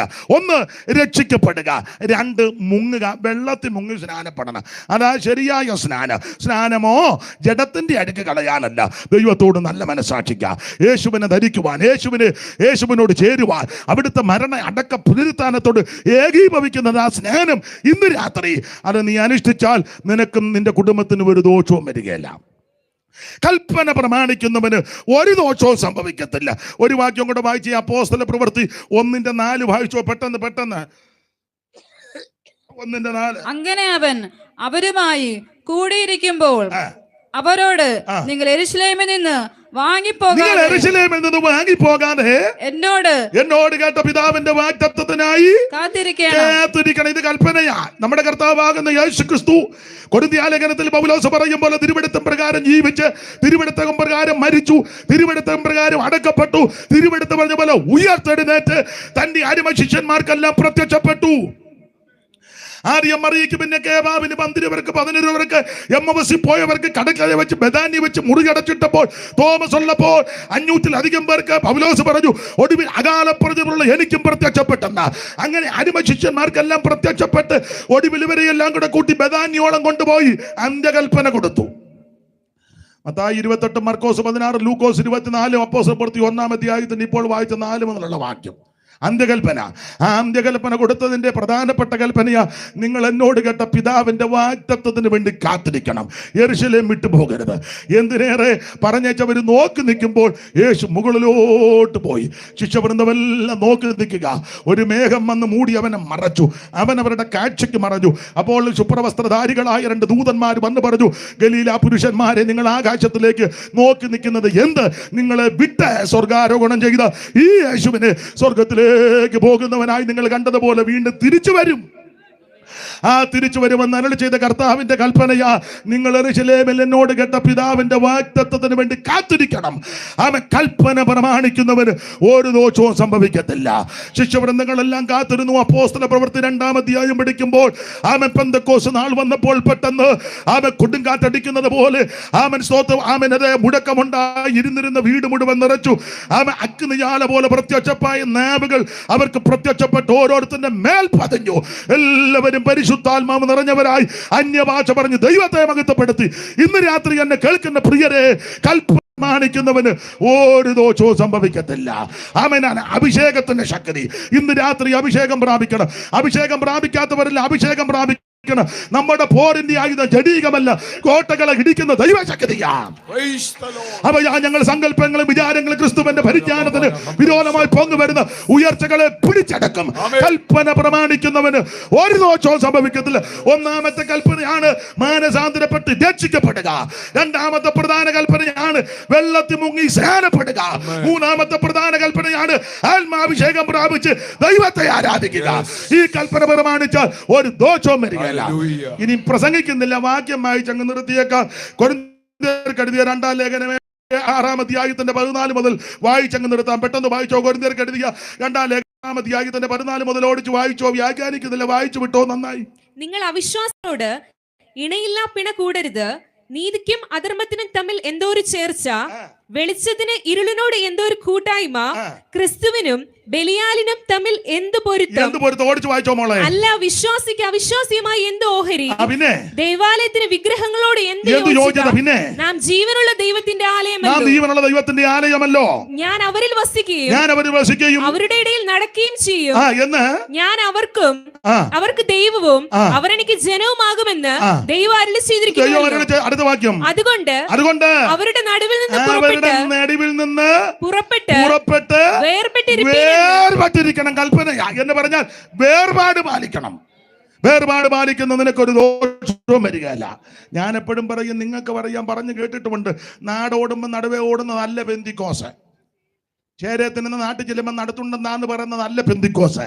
നീ ഒറ്റയ്ക്ക് ഉള്ളതിലും ഒരു കുടുംബം ഉള്ളതിലും 2 കുടുംബം ഉള്ളതിലും ഒരു വ്യക്തിയെ ഉള്ളെങ്കിലും ആ താലൂക്കിലല്ലേ ആ പഞ്ചായത്തിൽ ആ ദേശത്ത് വേറെ ആരുമില്ലെങ്കിലും നീ വേർപാട് പാലിക്കണം. വേർപാട് പാലിക്കുന്നവർക്ക് ദോഷം വരാൻ ദൈവം അനുവദിക്കത്തില്ല. ഇന്ന് രാത്രി എന്നെ കേൾക്കുന്ന പ്രിയരെ, ശക്തമായ വേർപാട് പാപത്തോടും ലോകത്തോടും ലോക ഇമ്പങ്ങളോടും ലോകമോഹങ്ങളോടും ആചാരങ്ങളോടും അനുഷ്ഠാനങ്ങളോടും പാരമ്പര്യങ്ങളോടും മാമൂലുകളോടും പിന്തുടർച്ചകളോടൊക്കെ വേർപാട് പാലിക്കണം. നാം വീണ്ടെടുക്കപ്പെട്ട ദൈവമക്കളാ. ഇന്ന് രാത്രി കൽപ്പന പ്രമാണിക്കുന്നവന് ഒരു ദോഷവും സംഭവിക്കത്തില്ല. അങ്ങനെ ഇന്ന് രാത്രി എന്നെ കേൾക്കുന്നവരെ ദൈവം അനുഗ്രഹിക്കട്ടെ. ഓർപ്പിച്ചല്ലോ, രക്ഷിക്കപ്പെടുക, സ്നാനപ്പെടുക, പരിശുദ്ധാത്മ നിറവിനെ പ്രാപിക്കുക, വേർപാട് പാലിക്കുക. അങ്ങനെ കൽപ്പന പ്രമാണിക്കുന്ന ദൈവമക്കൾക്ക്, പ്രിയപ്പെട്ടവർക്ക് ഒരു ദോഷവും സംഭവിക്കത്തില്ല. നാളെയും മറ്റന്നാളും ഒക്കെ ആയിട്ട് ശ്രേഷ്ഠരായ കർത്തദാസന്മാർ ഇവിടെ വന്ന് നന്നായിട്ട് കാര്യങ്ങൾ നന്നായിട്ട് അവതരിപ്പിച്ച് അവർ പ്രസംഗിക്കും. നിങ്ങളെല്ലാവരും വന്ന് കേട്ട് അനുഗ്രഹം പ്രാപിക്കുവാൻ ദൈവം കൃപ ചെയ്യട്ടെ. ഒരു അല്പ മിനിറ്റുകൾ മുൻപോട്ട് പോയി സദയം ക്ഷമിക്കുക. ഇന്ന് രാത്രി കേൾക്കപ്പെട്ട വചനത്തിന് മുമ്പാകെ എല്ലാവരും ഒന്ന് സമർപ്പിച്ച് പ്രാർത്ഥിച്ചാട്ടെ. ഹല്ലേലൂയ. ഒരു കാര്യം ഓർപ്പിക്കുക, മരണം നിന്നെ പിടികൂടും. പ്രസംഗിക്കുന്ന ഞാനും കേൾക്കുന്ന നീ ഒരു ദിവസം മരിക്കും. മരണത്തിന് തണുത്ത കരം വന്ന് തപ്പുന്നതിന് മുമ്പ് നീ യേശുവിനെ രക്ഷിതാവായി സ്വീകരിക്കണം. മറ്റൊരുത്തനും രക്ഷയില്ല. യേശു ക്രിസ്തു മാത്രമാണ് രക്ഷിതാവ്.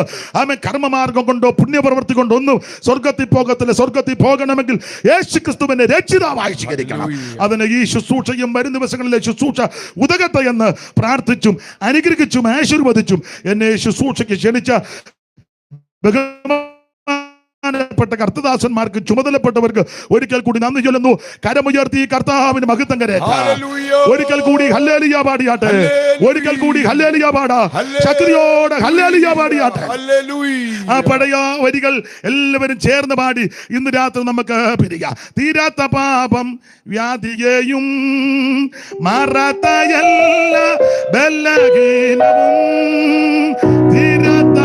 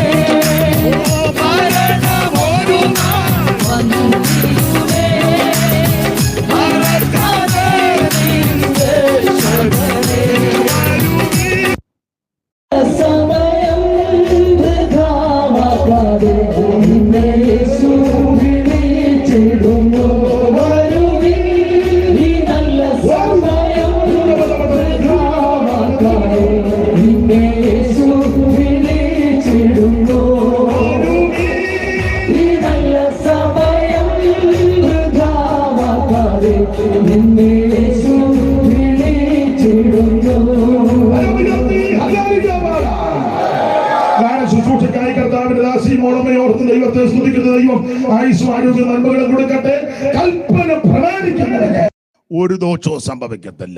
കേൾക്കപ്പെട്ട വചനപ്രകാരം ദൈവകൽപ്പന പ്രമാണിച്ച് ദോഷമേശാതെ കർത്താവിന്റെ വരവിനായിട്ട് ഒരുങ്ങുവാൻ ഏവർക്കും ദൈവം കൃപ ചെയ്യട്ടെ എന്ന് ഓർപ്പിച്ച് എൻ്റെ വാക്കിൽ നിന്ന് വിരമിക്കുന്നു. ദൈവം എല്ലാവരെയും അനുഗ്രഹിക്കുമാറാകട്ടെ. ആമേൻ.